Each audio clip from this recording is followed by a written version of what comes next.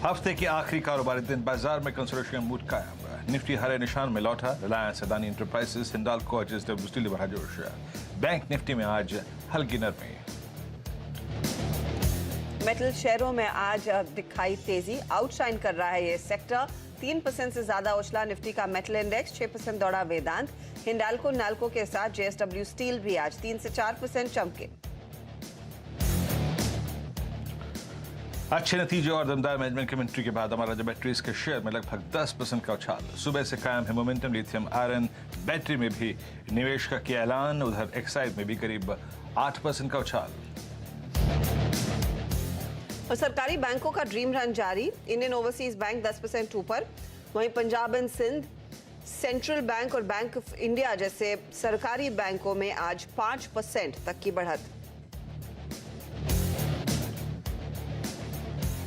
कल आएंगे banking major SBI के नतीजे।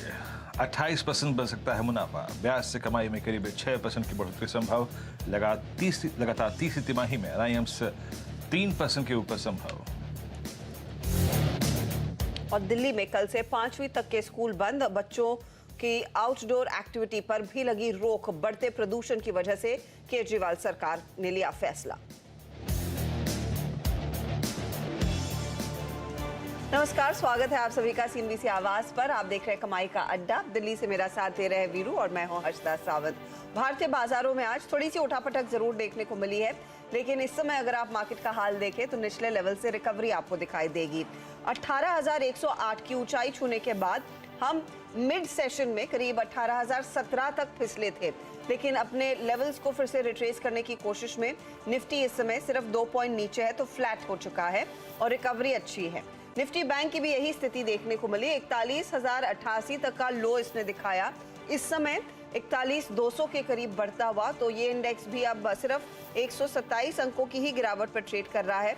यहाँ पर रिकवरी भी देखने को मिली है। मिड कैप इंडेक्स सिर्फ 34 पॉइंट नीचे है। तो कुछ स्टॉक्स है जिनकी तरफ से मदद मिली है, और खासतौर से एक पॉकेट जिसको मेंशन करना जरूरी है वो है मेटल कंपनियां। दमदार तेजी यहां पर बनती हुई दिखाई दी। इसकी काफी मदद मिली है आज इंडेक्स को सपोर्ट करने के लिहाज से। और ओवरऑल अगर आप देखें तो सरकारी बैंकों में भी थोड़ा सा जोश कायम है।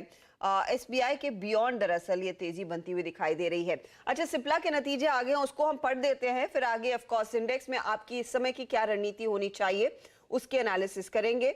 तो मार्जिन्स फ्लैटिश है, 22.3% पर आए हैं। हालांकि कंपनी का मुनाफा देखिए 789 करोड़ पर ये आकर खड़ा है। ये फिलहाल 711 करोड़ से बढ़कर आया है, उम्मीद से थोड़ा सा बेटर। 771 का अनुमान था, 790 करोड़ के आसपास, तो ये इनलाइन ही आप कहेंगे। कंसोलिडेटेड आय 5,829 करोड़ पर आ खड़ी हुई है। स्टॉक आपके सामने फ्लैटिश टू हल्का पॉजिटिव आता हुआ। एबिटा में भी तो हल्का सा इंप्रूवमेंट देखने को मिला है, तो नंबर्स में इंप्रूवमेंट जरूर है। आप कह सकते हैं मुनाफे का आंकड़ा एकदम इनलाइन आता हुआ दिखाई दिया है। एबिटा लेवल भी उम्मीद से थोड़ा सा बेहतर, और रेवेन्यू उम्मीद के मुताबिक। ये है फिलहाल कंपनी की तरफ से प्रदर्शन। 6% एबिटा ग्रोथ, 5.5% की तेजी रेवेन्यू में, और करीब करीब 11% का इजाफा मुनाफे में देखने को मिला है। पॉजिटिव नंबर्स है, डिसेंट नंबर्स है। जैसी उम्मीद थी वैसे ही नतीजे आए या उसके आसपास ही आए हैं, और वो स्टॉक हल्की सी पॉजिटिव टेरिटरी में आता हुआ। इसके आगे एनालिसिस करेंगे, कुछ हाइलाइट्स भी आएंगे कि यूएस मार्केट और बाकी ज्योग्राफीज में कंपनी का प्रदर्शन कैसा रहा है। लेकिन पहले इंडेक्स का हाल, जो पूरी कोशिश कर रहा है पॉजिटिव जोन में आने की। वीरो आफ्टरनून, 18,108 दिन की ऊंचाई, क्या वहां तक फिर से गाड़ी लौटेगी? पॉसिबिलिटी है Harshada. I mean thanks to Reliance, thanks to SBI अगर आप देखें, और in fact thanks to entire metal space, जो कि शायद इस पॉजिटिव बायस को बना के रख रहा है। बाकी अगर आप देखें जो निफ्टी आईटी का बैकफुट पे आना, वो शायद थोड़ा सा अगर आप देखें तो निफ्टी को परेशान कर रहा है। देखिए हर्षदा, क्लियर कट मेरी अप्रोच थी। इनफैक्ट कल एक्सपायरी का डे था, कल हमें एक पुल बैक मिला था क्रिटिकल बेस से, लेकिन कल के सेशन में 18,100 के कॉल राइटर ने बड़ा कन्विक्शन दिखाया।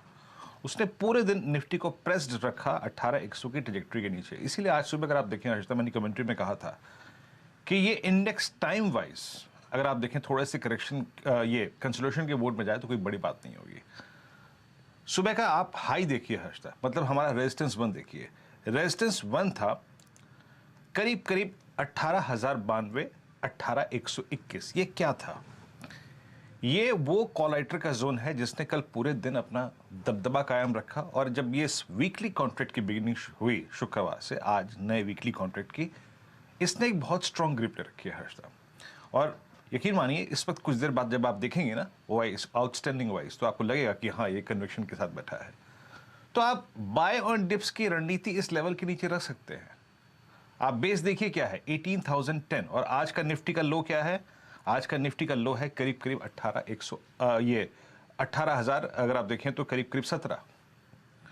तो वो जो वेल डिफाइंड मार्कर्स थे, बेस 1 और रेजिस्टेंस 1, उसके अंदर निफ्टी घूमा है। और आप यकीन मानिए ये कॉल राइटर्स ने, कंसिडरिंग द इवेंट, देखिए आप शुक्रवार है आज, फिर मंडे, फिर ट्यूसडे छुट्टी, तो क्या ये जो इंडाइसेस है वो कॉल राइटर्स के हाथ में, पुट राइटर्स के यानी ऑप्शन राइटर्स के हाथ में जा रहे हैं।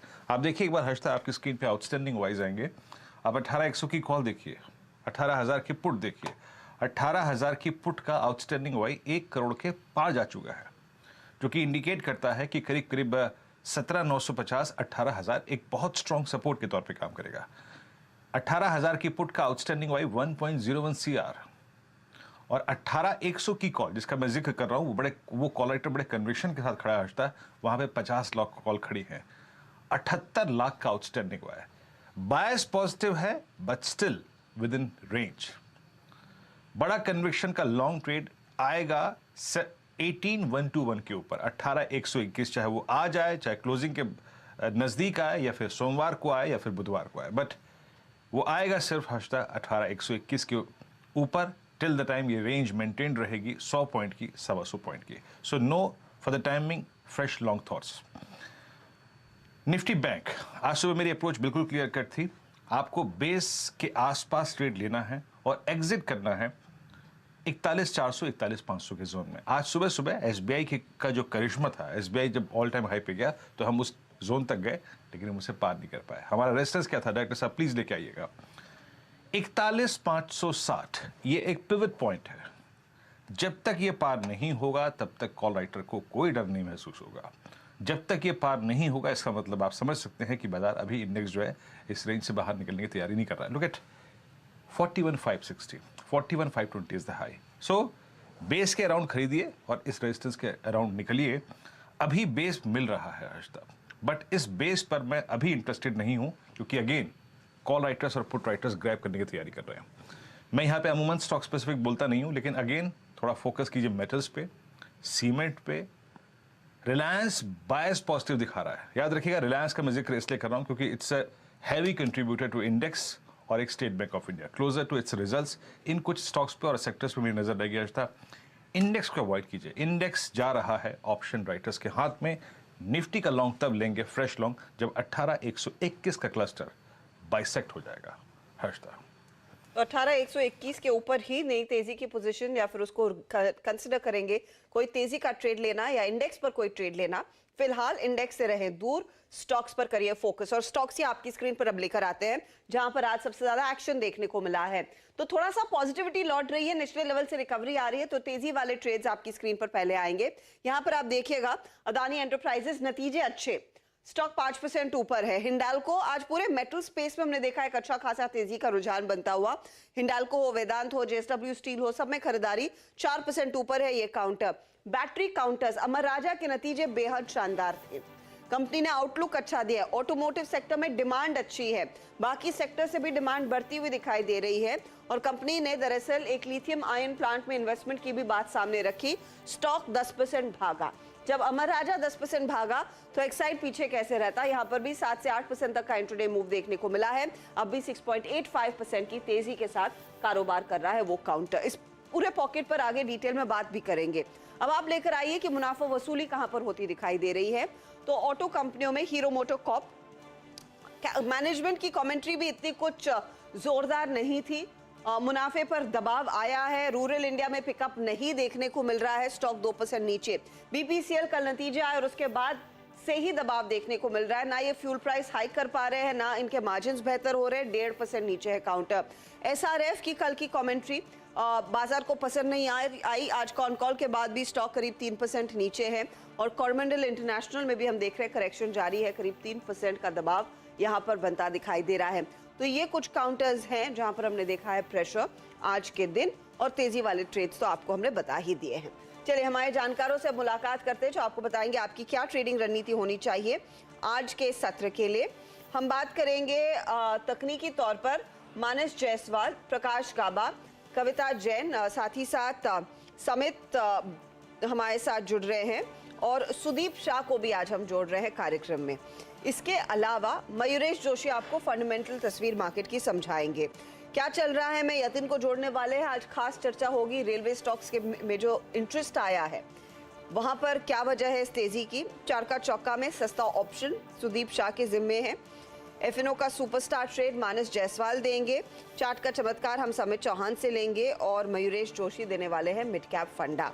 कल आने वाले नतीजों पर एक तो एसबीआई पर नजरें रहेंगी, ये कल आएगा। सोमवार को डीवीज, कोल इंडिया जैसे नतीजे आने वाले हैं, उसकी हम बातचीत करेंगे। और ऑफ कोर्स डीलिंग रूम में आज के दिन क्या स्थिति उभर कर आ रही है उसका भी ब्यौरा लेंगे। ये सब होगा कार्यक्रम में आगे। जी हाँ, चलिए भाई काम करते हैं। हर तरह पूरे अगर आप देखें शो क्यू का उल्लेख कर दिया यहाँ पर। ट्रेड्स पिक करना शुरू करते हैं। मानस से शुरू करते हैं। मानस, इंडेक्स रेंज में फंसा हुआ है, और आई थिंक टाइम वाइज और इवेंट वाइज और जिस प्रकार से हॉलीडे लाइंड अप है वो आई थिंक उसका रहना लाजमी भी है। तो आप बताइए क्या चीज़ कर रहे हैं इस मार्केट में इस वक्त। आपका टॉप कन्विक्शन कॉल एट 2। देखिए, बिल्कुल स्टॉक स्पेसिफिक मार्केट है, तो दोनों तरह के रिकमेंडेशन आ रहे हैं, बाय और सेल दोनों तरह के सिग्नल्स आ रहे हैं चार्ट पे। तो एक वीक स्ट्रक्चर पे बिकवाली करने की राय रहेगी, और वो वीक स्ट्रक्चर एसबीआई कार्ड है। यहाँ पर लोअर टॉप लोअर बॉटम लगातार बन रहे हैं, पुल बैक देखने को मिला, लेकिन 20 मूविंग एवरेज को स्टॉक टेस्ट भी नहीं कर पाया और फिर से वीकनेस देखने को मिल रही है। तो आई थिंक ये लोअर टॉप लोअर बॉटम का जो ट्रेंड है ये अभी भी कंटिन्यू रहेगा। इसलिए एसबीआई कार्ड में करंट लेवल्स पे बिकवाली करेंगे। स्टॉप लॉसेस 821 के ऊपर लगाएंगे, करंट लेवल्स पे बिकवाली करिए, और 790 के टारगेट सेट करिए। यहाँ पर 810 का पुट ऑप्शन भी ले सकते हैं, 20 रुपए का ट्रेड हो रहा है। 14 रुपीज के स्टॉप लॉस से यहाँ पर आप खरीदारी करिए 32 रुपए के टारगेट के लिए। 90 के टारगेट के लिए सेल कीजिए एसबीआई कार्ड। ये है फिलहाल मानस की तरफ से राय। 812 के आसपास स्टॉक है, 790 आपका टारगेट रहेगा, 821 स्टॉप लॉस के तौर पर काम करेगा। ये है शॉर्ट साइड का ट्रेड। काबा साहब आफ्टरनून, बताइए आपका trade. Good afternoon to you Harshada. Target है इस वक्त मुझे लगता है जो स्टॉक मैंने चुना हुआ है अडानी पोर्ट्स। तेजी है, स्टार्ट स्ट्रक्चर बढ़िया है, एक बाय सिग्नल जनरेट हुआ है। मुझे लगता है अभी ट्रेड कर रहा है 858, 870 तक जाने की संभावना है। स्टॉप होगा 850, 850 अडानी पोर्ट्स। अदानी पोर्ट के नंबर्स भी आए थे परसों, और वहां पर भी हमने देखा तगड़ा वॉल्यूम पिकअप देखने को मिला था। स्टॉक आउट परफॉर्मर है, 870 तक आगे जाएगा, यानी कि यहाँ से 10 रुपए का ऊपर का टारगेट काबा साहब दे रहे हैं। Sudeep afternoon, welcome to CNBC Awaaz. अच्छा, सुदीप जुड़े नहीं है अभी, उनको जोड़ेंगे कुछ ही क्षणों में। कविता आफ्टरनून, बताइए आपका ट्रेड क्या रहेगा। वेरी गुड आफ्टरनून हर्षदा जी, वीरेन जी, गुड आफ्टरनून एवरीवन। वेल, आज मिड कैप में एक अच्छा मूव दिख रहा है, जहां मुझे पीआई इंडस्ट्री फ्रॉम एग्रो अच्छा लगता है। 30 to 80 के लेवल्स पर फिलहाल आप देख रहे हैं, and all the time frames अपनी स्ट्रेंथ को बनाए हुए है। मुझे लगता है फर्दर एक्सटेंड होगा 33,808, दैट इज 3308 3325 के लेवल्स के लिए पीआई इंडस्ट्री को चेज करना चाहिए। 3250 का आप स्टॉप लॉस मेंटेन करें। ओके, पीआई इंडस्ट्रीज आप लॉन्ग कर रही हैं 3283 के लेवल्स पे। जरा प्लीज चार्ट लेके आइएगा आपकी स्क्रीन पर।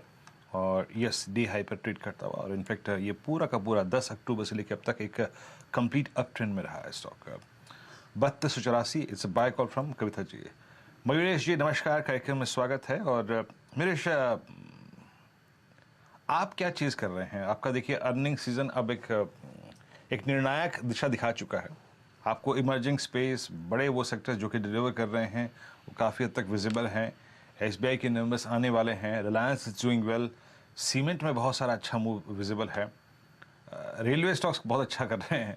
तमाम चीज़ें हैं जो इस वक्त मूव भी कर रही हैं। आईटी बैकफुट पे आ रहा है। क्या चीज़ कर रहे हैं आप इस वक्त मार्केट में इस वक्त। आफ्टरनून वीरू जी। नहीं, जैसे हम बार बार कह रहे थे, डोमेस्टिक जो कैपिटल ओरिएंटेड थीम्स है, वो इंफ्रास्ट्रक्चर रिलेटेड प्लेस हो, जिसमें आपका रेलवेज आ गया, इंफ्रास्ट्रक्चर कंपनीज आ गई, इस पे जरूर ध्यान देना चाहिए। दूसरा, I think defence is one space that we continue to like. और तीसरा, आई थिंक जो कमोडिटी कंज्यूमर्स हैं, मुझे लगता है आई थिंक पेपर स्टॉक्स, इस पे थोड़ा ध्यान देना चाहिए। दो तीन की वजह, एक आई थिंक नंबर्स जो आए हैं पेपर कंपनीज के, अब शेषशाही पेपर देख लीजिए, जेके पेपर के कल नतीजे देख लीजिए, काफी शानदार नतीजे रहे हैं। और ऐसे नहीं कि ये तिमाही में नतीजे अच्छे हैं, आई थिंक पिछले 2 तिमाहियों से आई थिंक जब एक अनलॉक रेट स्टार्ट हुआ है, तब से नतीजे काफी शानदार आने लगे हैं and this will keep on growing. मेरे हिसाब से आई थिंक 2 चीजें हो रही हैं। एक आई थिंक जो कंप्लीटली बैकवर्ड इंटीग्रेटेड प्लेयर्स हैं, प्लेयर्स लाइक जेके पेपर हुआ, वेस्ट कोस्ट पेपर हुआ, आंध्रा पेपर हुआ, जहाँ पे पल्प की जो रिक्वायरमेंट होती है पेपर कंपनियों को सारी की सारी कैप्टिवली कंज्यूम्ड है। जो पावर ये यूज कर रहे हैं और जितनी आई थिंक एडिशनल पावर जो कैप्टिव पावर प्लांट्स लगा रहे हैं, इससे इनकी इंटरनल एनर्जी नीड्स फुलफिल हो रही है। और जो वाटर बॉडीज के पास है along with I think very very diligent use जो कार्बन एमिशंस का रहता है, आई थिंक इसके वजह से आई थिंक ये सारी कंपनियां फोकस में रहेंगी। दूसरा, जो प्राइस इंक्रीजेस ये सारी कंपनियों ने लिया है, आई थिंक ये बहुत महत्वपूर्ण है, इसलिए क्योंकि आई थिंक अगर राइटिंग और प्रिंटिंग पेपर की हम बात करें, पैकेजिंग बोर्ड की हम बात करें, जो अक्टूबर में सेल हुए थे वीरू जी, अमेज़न के, फ्लिपकार्ट के, जो बिक्री हुई है, जो पैकेजिंग बोर्ड लगता है और जो आगे जाते वक्त भी लगेगा, मुझे लगता है I think coated, uncoated along with writing, printing and packaging, all these paper varieties will keep on doing well. और तीसरा आई थिंक जो ऑपरेटिंग लेवरेज है, डेट बहुत ज्यादा बुक्स पे है नहीं, मुझे लगता है आई थिंक पेपर कंपनीज पे जरूर ध्यान देना चाहिए। आई थिंक अर्निंग्स का जो तड़का है ये शायद कंटिन्यू हो। So stocks like JK paper, Seshasayee paper, west coast paper can be kept on your radar. Okay, paper stocks पर आप देखें आपको मूव, इनफैक्ट आप यकीन मानिए मयूरेश जी, आपके इस कार्यक्रम में आने से पहले जब मैं यहाँ खुद आके बैठा था 1:30 बजे के आसपास, मैं नीरज जी की मंत्रणा सुन रहा था इसी मैनेजमेंट के साथ और गजब का आउटलुक शेयर कर रहे थे। स्पेशली अगर आप देखें तो प्लास्टिक्स को अगर आप देखें जिस तरीके से रेस्ट्रिक्ट किया गया है, उसके बाद मैं सुन रहा था उनको पैकेजिंग में, प्लस अगर आप देखें बैग सेगमेंट में जिस प्रकार से डिमांड बढ़ी है, आई मीन जो करीब डिमांड करीब 100 टन की हुआ करती थी, वो कह रहे 600 टन की डिमांड है, उसको पूरा नहीं कर पा रहे हैं। जेके पेपर क्यों भाग रहा था कुछ देर पहले जब मैं इस मैनेजमेंट को सुन रहा था तो मुझे उस बात का एहसास हो गया। जेके पेपर स्टिल अपने करियर के हाईएस्ट ट्रैजेक्टरी पर आके ट्रेड कर रहा है। ओके, अब एक काम करते हैं, कुछ ऐसे स्टॉक्स को उठाते हैं जहाँ पे स्विंग हमें सुबह से काफ़ी अच्छी मिली। मुझे याद है प्रकाश सर ने कॉल दी थी सुबह एक बजाज फिनसर्व एक बार स्क्रीन पे लेके आइएगा। प्रकाश सर सुबह की एक कॉल थी, उस वक्त भी डिस्कशन हुआ था एंड ये एक बजाज फाइनेंस की अंडर परफॉर्मेंस के बीच में बजाज फिनसर्व का ये चलना बहुत, अगर आप देखें आई थिंक वेटेज रखता है। एक तो ये एक अक्टूबर 2021 से लेकर अब तक की पूरी चैनल बाइसेक्ट हो गई है, plus itself it's a flag breakout, बहुत स्ट्रॉन्ग क्लोजिंग की तरफ बढ़ता हुआ।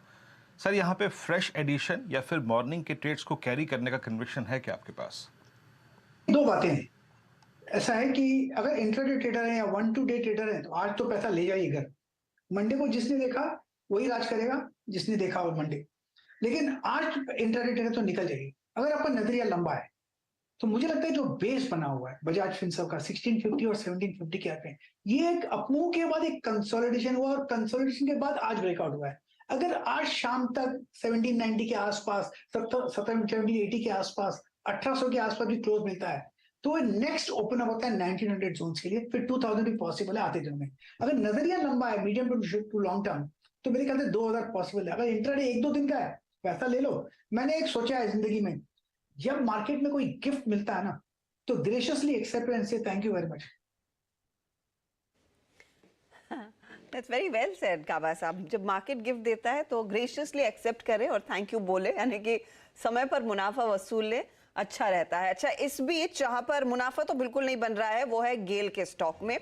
अगर बनेगा तो शायद शॉर्ट साइड की तरफ बनेगा क्योंकि नतीजे बेहद खराब हैं। अब आप देखिए क्या हुआ है स्टॉक के साथ। मुनाफा आया 1537 करोड़, अनुमान था 2000 करोड़ के आसपास का। अगर आप पिछले साल से कंपेयर करेंगे तो 47% की गिरावट देखने को मिली है मुनाफे में।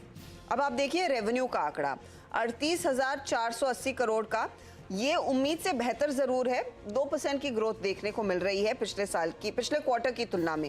ये क्वार्टर ऑन क्वार्टर में अपडेट आपको दे रही हूँ। इबिट्टा यानी कि जो हम कामकाजी मुनाफा देखते हैं, ऑपरेटिंग प्रॉफिट देखते हैं, उसमें 59% की गिरावट देखने को मिल रही है। 1765 करोड़ पर आ गया, जो पिछले क्वार्टर 4348 करोड़ हुआ करता था। अनुमान था इबिट्टा आएगा 2614 करोड़, तो एक्सपेक्टेशन से बेहद खराब नतीजे और मार्जिन्स पर आया है भारी असर।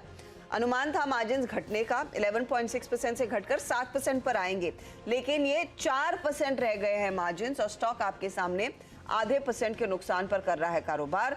दबाव बढ़ता हुआ, गेल बेहद कमजोर तिमाही, माइनस चार्ट तो आधा % नीचे दिखा रहा है कि और टूटेगा। देखिए गेल की जहां तक बात है, 100-डे मूविंग एवरेज पे भी लगातार स्टॉक रेजिस्टेंस फेस कर रहा है पिछले करीब 2-3 दिनों से। उसके ऊपर सस्टेन नहीं हो पा रहा है और सबसे इम्पोर्टेंट ये कि आज एक बहुत ही अहम सपोर्ट जो कि 90 रुपए के आसपास था, जो 4 दिनों के अगर आप कैंडल देखें तो उसका लो था, तो वो 90 रुपए के नीचे फिसला। इसका मतलब स्टॉक करेक्ट होगा अब 50-डे मूविंग एवरेज और शायद उसके बाद आपको 20-डे मूविंग एवरेज टेस्ट होते हुए दिखे। तो गेल में बिकवाली करने की राय रहेगी, करंट लेवल्स पे बिकवाली कर रहे हैं तो 91 रुपीज के स्टॉप लॉस से आप यहाँ पर बिकवाली करिए 88 रुपीज के टारगेट के लिए। के टारगेट के लिए एक मौका शॉर्ट करने का। गेल लार्जली एक्सेल साइड का ट्रेड, नंबर्स बेहद खराब, 89-80 के लेवल्स तो आ ही गए हैं, 88 तक फिसलने के पूरे चांसेस हर टिक के साथ ये स्टॉक दरअसल स्लिप कर रहा है, 1% का नुकसान यहां पर। चलिए इस बीच सुदीप शाह को भी जोड़ लेते हैं कार्यक्रम में। सुदीप, स्वागत है आपका सीएनबीसी आवाज पर। बताइए इस घंटे क्या ट्रेड लेंगे? गुड आफ्टरनून हर्षदा जी। इस घंटे अभी जो हिसाब से मोमेंटम में हमें लग रहा है, मेटल काउंटर, सीमेंट काउंटर्स, यहाँ पे हमें एक ज्यादा पॉजिटिव व्यू है। और तीसरा है कैपिटल गुड्स। तो पहले हम फर्स्ट ट्रेड ये करेंगे सीमेंट्स पे। कैपिटल गुड्स में हमने देखा है एबीबी, सीमेंट्स, ये दोनों बहुत पिछले कुछ हफ्तों से बहुत अच्छी एक्शन दिखा रहे हैं। और सीमेंट्स में स्पेसिफिकली अगर हम उसकी बात करें तो एक लॉन्ग टर्म अप ट्रेंड में था, उसके बाद एक कंसोलिडेशन में आ चुका था 2750 और 2940 के बीच में। अब फिर से ये स्टॉक ने ब्रेकआउट दिया है वॉल्यूम्स के साथ। टेक्निकली अगर हम देखें मूविंग एवरेजेस की बात करें तो अपने 21 ईएमए के ऊपर भी सस्टेन कर रहा है और वीकली चार्ट्स पे ये हायर टॉप हायर बॉटम पिछले 3 हफ्तों से दिखा रहा है। तो ये हमें कॉन्फिडेंस दे रहा है कि ये करंट इसका जो पॉजिटिव ऑनगोइंग मोमेंटम है ये कंटिन्यू रहेगा। और आज ये स्टॉक ने अपना जो रीसेंट स्विंग हाई था जो 20 अक्टूबर को बनाया था 2929 का 2929 का, ये उसके ऊपर कंफर्टेबली ट्रेड कर रहा है। तो मुझे लग रहा है 2920 के स्टॉप लॉस से हमें यहाँ पे हम बाई की पोजीशन बना सकते हैं 3100 के टारगेट के लिए। सीमेंस एक बाय साइड का ट्रेड साबित हो रहा है, करीब 3% का उछाल 2981 के लेवल्स पर, लेकिन यहाँ पर एक तेजी की पोजीशन लेकर चलेंगे तो आपके लिए फायदा रहेगा। अच्छा, एक और कैश मार्केट का ट्रेड स्टरलाइट टेक्नोलॉजीज, इसके भी नतीजे आ गए हैं। 23 करोड़ के घाटे के मुकाबले 40 करोड़ का प्रॉफिट दरअसल कंपनी ने कमा कर दिया है क्वार्टर ऑन क्वार्टर बेसिस पर। तो वो स्टॉक आज इस समय करीब 1.5% ऊपर, आय में भी कुछ इजाफा देखने को मिला है। लेकिन आज दिन भर जो एक पॉकेट अच्छी खासी तेजी में रहा है उसकी एक बार बात कर लेते हैं। अमर राजा और एक्साइड दोनों स्टॉक्स प्लीज स्क्रीन पर लेकर आइएगा डायरेक्टर साहब, क्योंकि यहाँ पर बहुत जबरदस्त तेजी देखने को मिली। अमर राजा के नंबर्स आए थे और मुझे डिस्टिंक्टली याद है यहाँ पर हर पैमाने पर दरअसल कंपनी ने बेहतर परफॉर्मेंस दिखाया है। मुनाफे में 49% तक का इजाफा, रेवेन्यू करीब 20% बढ़ता हुआ, एबिटा लेवल पर 33% का इजाफा देखने को मिला। कंपनी के मैनेजमेंट ने यह भी कहा कि ऑटो सेगमेंट में बहुत रोबस्ट डिमांड देखने को मिल रही है, आफ्टर मार्केट सेल्स में भी अच्छा खासा पिकअप देखने को मिल रहा है, एक्सपोर्ट्स में भी कुछ पिकअप देखने को मिल रहा है और कंपनी एक लिथियम आयन बैटरी प्लांट के रोल आउट की भी बात कर चुकी है। इसके साथ साथ एक्साइड में भी तेजी देखने को मिली। तो एक तरफ आप देख रहे हैं एक्साइड, दूसरी तरफ आप देख रहे हैं अमर राजा। आपको याद होगा सितंबर के महीने में एक्साइड के मैनेजमेंट ने आके कहा था करीब करीब 8,000 करोड़ तक का इन्वेस्टमेंट वो करते दिखाई देंगे, 6 से 8,000 करोड़ का एक 12 gigawatt lithium ion cell manufacturing unit में। और ये स्केल 8 से 10 सालों के प्लान इन्होंने सामने रखे थे। नतीजे आ गए हैं अमर राजा के, यहाँ पर भी लिथियम आयन इन्वेस्टमेंट, एक्साइड में भी lithium ion investment. Mayuresh, fundamentally ज्यादा कन्विक्शन आपको कहां पर है या दोनों स्टॉक्स में तेजी की पोजीशंस लेने का मौका है? आई थिंक डिफरेंशिएशन फैक्टर बहुत ज्यादा है नहीं हर्षिता जी। आई थिंक दोनों जो कंपनीज हैं, अगर आप बिजनेस मिक्स देखें प्रोडक्ट वाइज, ऑब्वियसली जो कोर सेगमेंट है उनके इंटरनल कंबशन इंजन बैटरीज का जो आफ्टर मार्केट करते हैं, और यूपीएस और सोलर सेगमेंट में जो आई थिंक सेल्स प्रोवाइड करते हैं, आई थिंक दोनों are present in that segment itself. दूसरा आप देखें, आई थिंक जो एक रिवाइवल है सेकंड हाफ में, ये वॉल्यूम वाइज आना बहुत लाजमी है।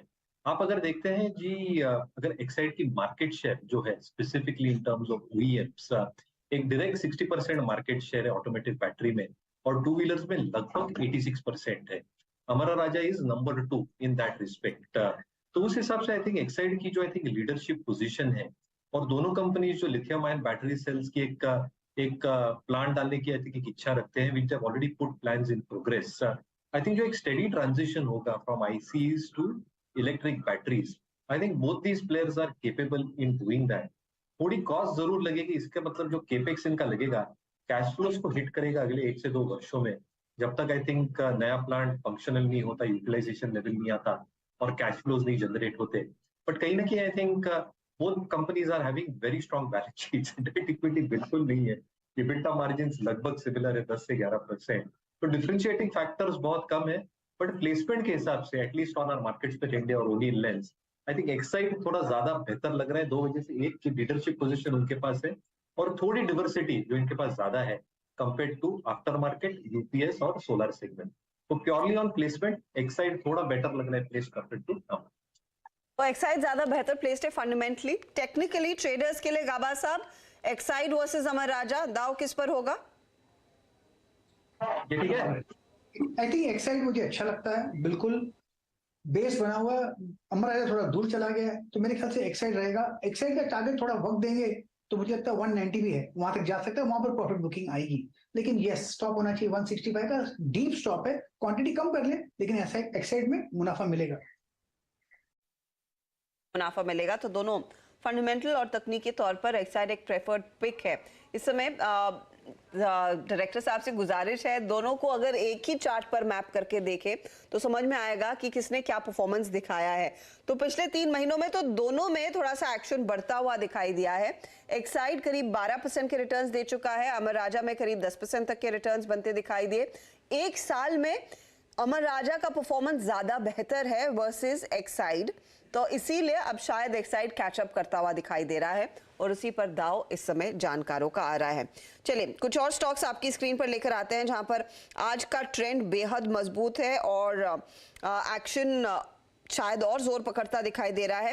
वीरू ने मेंशन करवाया था बजाज फिनसर्व, लेकिन दालमिया भारत पर नजर डालिएगा। 7% का OI और करीब 4 से 5% तक की तेजी स्टॉक ने अपने नाम कर ली है। सुदीप, ये चार्ट आपको क्या इंडिकेट कर रहा है? क्योंकि इन सीमेंट कंपनियों में भी, आज सुबह में मैं जेके लक्ष्मी सीमेंट के मैनेजमेंट से बात कर रही थी, उन्होंने कहा अक्रॉस ज्योग्राफीज डिमांड पिकअप देखने को मिल रहा है, आगे चलकर मार्जिन्स इंप्रूव होने के आसार हैं, और कई कंपनियों के लिए दरअसल रियलाइजेशंस भी बेहतर होंगे, EBITDA पर टन और बेहतर होता हुआ दिखाई देगा। क्या एक अपॉर्चुनिटी है दालमिया भारत में तेजी करने के लिए? एब्सोल्युटली अर्शदा जी, अगर हम पिछले 1-2 दिन से सीमेंट स्टॉक्स के ट्रेंड देखे, आप दालमिया भारत बोल लीजिए, जेके सीमेंट है, फिर एसीसी, अंबुजा, ग्रासिम, ये सारे स्टॉक्स, और large cap as well as even on the mid cap cement stocks, ये सारे स्टॉक्स में एक अच्छा ट्रैक्शन देखने मिला है। और जो कि हम दालमिया भारत की बात कर रहे हैं, तो ये स्टॉक ने अपने 21 EMA के ऊपर तो क्लोज दिया, और ये 22 सितंबर के बाद के हाईएस्ट लेवल पे आज ट्रेड कर रहा है। तो ये जो हिसाब से इसने आउट परफॉर्मेंस पिछले 2-3 दिनों से दिखाया, और रिसेंटली अभी इसके रिजल्ट्स भी आए थे, जो रिजल्ट्स भी it was on expected lines and even on a better note then expected.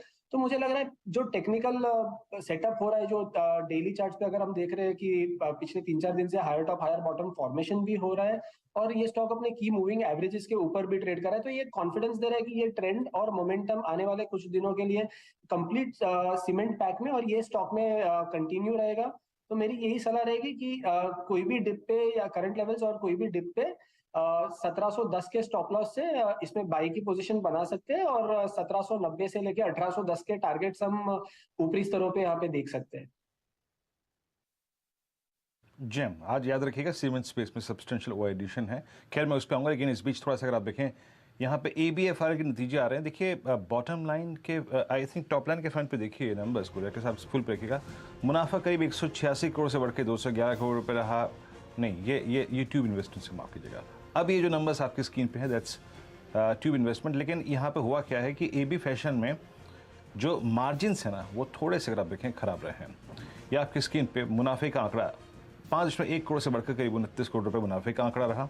और IMB अगर आप देखें एक सब्सटेंशियल इंप्रूवमेंट है, जो कि करीब आप समझ लीजिएगा कि 2054 करोड़ से बढ़कर करीब 3075 करोड़ रुपए रही है। लेकिन जो मार्जिन्स अगर आप देखें थोड़ा सा बैकफुट पे आए हैं, मार्जिन्स जो थोड़ा सा स्लाइड हुए हैं, एबिटा करीब 313 करोड़ से बढ़ के करीब 397 करोड़ रुपए का उसका एक डेंट पड़ता हुआ स्टॉक बैकफुट पे आके ट्रेड करता हुआ। याद रखिएगा इस अर्निंग से पहले ये वो स्टॉक था, इनफैक्ट आज भी ये अपने करियर की हाईएस्ट ट्रैजेक्टरी पे घूम रहा था। तो बेटर आई थिंक स्विंग के बाद कोई भी हल्का सा डिसअपॉइंटमेंट आता है किसी भी फ्रंट पे। ये देखिए मार्जिन्स 15.25 से घट कर अगर आप देखें 12.9% की ट्रैजेक्टरी में, दैट्स आई थिंक हर्टिंग। 339 पे ट्रेड करता हुआ। ट्यूब इन्वेस्टमेंट्स के नंबर भी आपकी स्क्रीन पे थे, उसको हम लेंगे, लेकिन मीनवाइल याद रखिएगा एक बार आप लेके आइए एसबीआई अब डे हाई पर 590। देखिए अब मैं थोड़ी सी एसबीआई पे चर्चा इसलिए शुरू कर रहा हूँ क्योंकि एसबीआई को अगर आपको नंबर्स को खेलना है तो सारी तैयारी या फिर जोर या फिर एक्सपोजर जो भी है आपको अभी लेना पड़ेगा, उसके बाद नहीं। मानस लास्ट टाइम याद रखिएगा एसबीआई में जो ट्रेजरी लॉसेस थे उसके चलते शायद वो रिजल्ट स्विंग इतना अच्छा नहीं मिला। मुझे याद है 540 के आसपास नंबर्स आए थे, 550 तक रिट्रेस हुआ था, बट दिस टाइम जो इस बार पिक्चर थोड़ी अलग है। स्टॉक अच्छा भी कर रहा है और इससे पहले रनअप लिया, बट एक अच्छी बात यह है कि इसने 25 अक्टूबर से लेकर अब तक इस रेंज में टाइम बहुत स्पेंड किया है। 570 एक बहुत स्ट्रॉन्ग बेस है जो कि कल का लो भी है। मान लीजिए आपको इस नतीजे को खेलना है, आप फ्यूचर्स लेके जाएंगे, आप कॉल लेके जाएंगे, आप slightly out of money call लेके जाएंगे, since you have multiple days I mean pending in this series, क्या करेंगे आप एसबीआई को प्ले करने के लिए? देखिए लास्ट कैप बैंकिंग स्टॉक की बात करें तो मेरे ख्याल से सबसे बेहतरीन चार्ट तो डेफिनेटली इस time state bank of India के, उसमें कोई डाउट नहीं है। कंसोलिडेशन के बाद का ब्रेकआउट है तो यहाँ पर आपको करीब 30 से 35 रुपए का आपको देखने को मिल सकता है। 625 635 तक के भाव देखने को मिल सकते हैं। करंट लेवल्स पे खरीदारी करने की राय रहेगी। 574 के नीचे आपको स्टॉप लॉस रखना है, लेकिन बेहतर स्ट्रेटजी तो कॉल ऑप्शन में ही रहेगी। 600 का कॉल ऑप्शन ले सकते हैं, 14 रुपीज के आसपास ट्रेड हो रहा है, वहां पर खरीदारी करिए। 8 रुपए के स्टॉप लॉस से यहाँ पर खरीदारी करिए 30 रुपए के टारगेट पे। सामने एक अपॉर्चुनिटी दिख रही है, 0.81% के गेंस देखने को मिल रहे हैं। अच्छा, नतीजे आने वाले हैं कल, तो एक तो इस स्टॉक का आप पिछले एक साल में किस तरह का प्रदर्शन रहा है वो आपकी स्क्रीन पर लेकर आते हैं, क्योंकि यहाँ पर पीएसयू बैंकों का ये सरताज साबित हुआ है इस पर्टिकुलर ईयर में। आप गौर करें, एसबीआई इस साल करीब 29% तक के रिटर्न्स दिखा चुका है। मैं ईयर टू डेट आंकड़ा देख रही हूँ, करीब 28% तक के गेन्स इसने कमा कर दिए हैं। अब अनुमान क्या कह रहा है कि ब्याज से आय के आंकड़े के साथ शुरुआत करते हैं। ब्याज से आय का आंकड़ा करीब 6% बढ़ सकता है। हमारा अनुमान है कि करीब करीब ये 33,100 करोड़ के आसपास आएगा और मुनाफे में 9,803 करोड़ का आंकड़ा देखने को मिल सकता है। और एनआईआई की ग्रोथ ट्रैजेक्टरी अगर आप ध्यान दें, इस क्वार्टर में एक्सपेक्टेशन है कि करीब 6% तक की ग्रोथ, लेकिन अब तक अच्छी खासी डबल डिजिट ग्रोथ देखने को मिली थी। और FY22 का थर्ड क्वार्टर होगा जहां पर 6.5% तक की ग्रोथ नजर आई थी एनआईआई में, उस लेवल पर वापस आता हुआ क्या यहां से एक पिकअप की अपेक्षा है, उस पर मार्केट की नजरें रहेंगी। एंड मोस्ट इंपॉर्टेंटली मार्जिन दरअसल सभी बैंकों के बेहतर होते दिखाई दे रहे हैं और कंपनी का मार्जिन बैंड जो रहा है वो 3% के ऊपर का ही रहा है। तो इस बारी भी अपेक्षा है कि 3.12% के आसपास का एनआईएम कंपनी पेश करती हुई दिखाई दे सकती है। दो तीन और चीजें, एक तो किस तरह की लोन ग्रोथ देखने को मिलेगी। तो लोन ग्रोथ के मामले में CLSA की एक रिपोर्ट कहती है कि तकरीबन 17.5% तक का इजाफा देखने को मिल सकता है ईयर ऑन ईयर, और क्वार्टर ऑन क्वार्टर करीब 2% लोन ग्रोथ में इजाफा बनता दिखाई देगा। हालांकि स्लिपेजेस का आंकड़ा भी इंपॉर्टेंट रहेगा और यहाँ पर एक मिक्स्ड ओपिनियन बनता दिखाई दे रहा है। कोटक कह रहा है 11,000 करोड़ तक के स्लिपेजेस आ सकते हैं, CLSA कह रहा है 5,500 करोड़ तक का स्लिपेज आ सकता है। तो कोटक इनफैक्ट उन स्लिपेज को डबल होता दिखाई दे रहा है। लेकिन इस सबके बीच एसेट क्वालिटी में इंप्रूवमेंट की उम्मीद है, क्योंकि ज्यादातर बैंकों की एसेट क्वालिटी आपको याद होगा Q2 में बेहतर हुई है, निजी बैंकों की अच्छी हुई है और PSU बैंकों में भी एसेट क्वालिटी में सुधार देखने को मिला है। तो CLSA का एस्टिमेट ये कह रहा है कि 3.91% का दरअसल जो ग्रॉस NPA था वो घटकर 3.71% के आसपास आएगा। तो यहां पर कुछ बेहतरी देखने को मिलेगी, लेकिन इंपॉर्टेंट रहेगा कि कंपनी क्या कहती है, मैनेजमेंट क्या आउटलुक देता है ओवरऑल डिमांड एनवायरनमेंट को लेकर, कितने यहां पर लोन ग्रोथ आगे बढ़ने के आसार हैं, उस पर ध्यान दिया जाएगा। मार्जिन्स कितने सस्टेनेबल है उस पर ध्यान दिया जाएगा। और साथ ही साथ कंपनी की तरफ से ये भी एक आउटलुक उभर कर आएगा कि गोइंग फॉरवर्ड किस सेगमेंट में ग्रोथ देखने को मिलेगी, चाहे वो कॉर्पोरेट लेंडिंग हो, रिटेल हो, एसएमई लोन्स हो, वो डाइवर्सिफिकेशन की भी उम्मीद है कंपनी क्लियरली आगे के आउटलुक में बताती हुई दिखाई देगी। तो इन आंकड़ों पर ऑफ कोर्स हम सोमवार को रिएक्ट करेंगे, लेकिन अगर आप प्रीएम्प्ट करके देखें तो स्टॉक नियरली 1% ऊपर आने लगा है। मयूरेश, आपकी क्या कोई पोजिशनिंग है एसबीआई में प्री नंबर्स? तो हमारे ग्लोबल मार्केट्स, आई मीन हमारा जो ग्लोबल रिसर्च हर्षदा जी वो पॉजिटिव है ये स्टॉक के ऊपर। अपार्ट फ्रॉम जो चीजें आपने कही, मुझे लगता है आई थिंक जो मैनेजमेंट आउटलुक है specifically I think loan growth को लेके ये काफी पॉजिटिव डायरेक्शन में रहेगा, क्योंकि जितने कैपिटल इंटेंसिव प्रोजेक्ट्स आ रहे हैं और जो कॉर्पोरेट क्रेडिट ग्रोथ एसबीआई दर्शा रही है पिछले कई तिमाहियों से, ये एक बहुत पॉजिटिव आउटलुक दे रहा है पूरे उनके एडवांसेस पाए में। दूसरा आई थिंक जो निम्स का एक गाइडेंस हो सकता है वो शायद 3% और 3.1 3.2 के बीच में रह सकता है। Being the largest public sector bank with the largest distribution network, जो डिपॉजिट रेट्स बढ़ रहे हैं, मुझे लगता है जो एक्सेस मिलेगा इनको लो कॉस्ट डिपॉजिट्स का, even with a little bit of higher rate given to customers, they will still be able to pass that through. और तीसरा मेरे हिसाब से आई थिंक जो एसेट क्वालिटी प्रेशर्स हैं वो अच्छे खासे कम होने चाहिए, बिकॉज जितनी प्रोविजनिंग इन्होंने की है पिछले कई तिमाहियों में ये इनको अच्छा होल्ड अप करेंगी। और जैसे वीरू जी कह रहे थे, आई थिंक जो लास्ट क्वार्टर के ट्रेजरी लॉसेस हैं वो नॉन इंटरेस्ट इनकम कंपोनेंट से शायद मिसिंग रह गए, बट थोड़ा क्लॉबैक होने की पूरी क्षमता है। आई थिंक अच्छी नंबर्स हम उम्मीद कर रहे हैं स्टेट बैंक से। जी हाँ, एसबीआई और टेक्निकली अगर आप देखें, आई मीन हर्षदा ने आपको एक नंबर्स की जो पिक्चर है वो ड्रॉ करके दे ही दिया है, बट टेक्निकली आई थिंक इतना अच्छी तरीके से पॉइज्ड है ये स्टॉक की पूछे मत। आई मीन एक अच्छे मूव से पहले जितना भी होमवर्क कर सकता है ये स्टॉक बिल्कुल वो कर चुका है।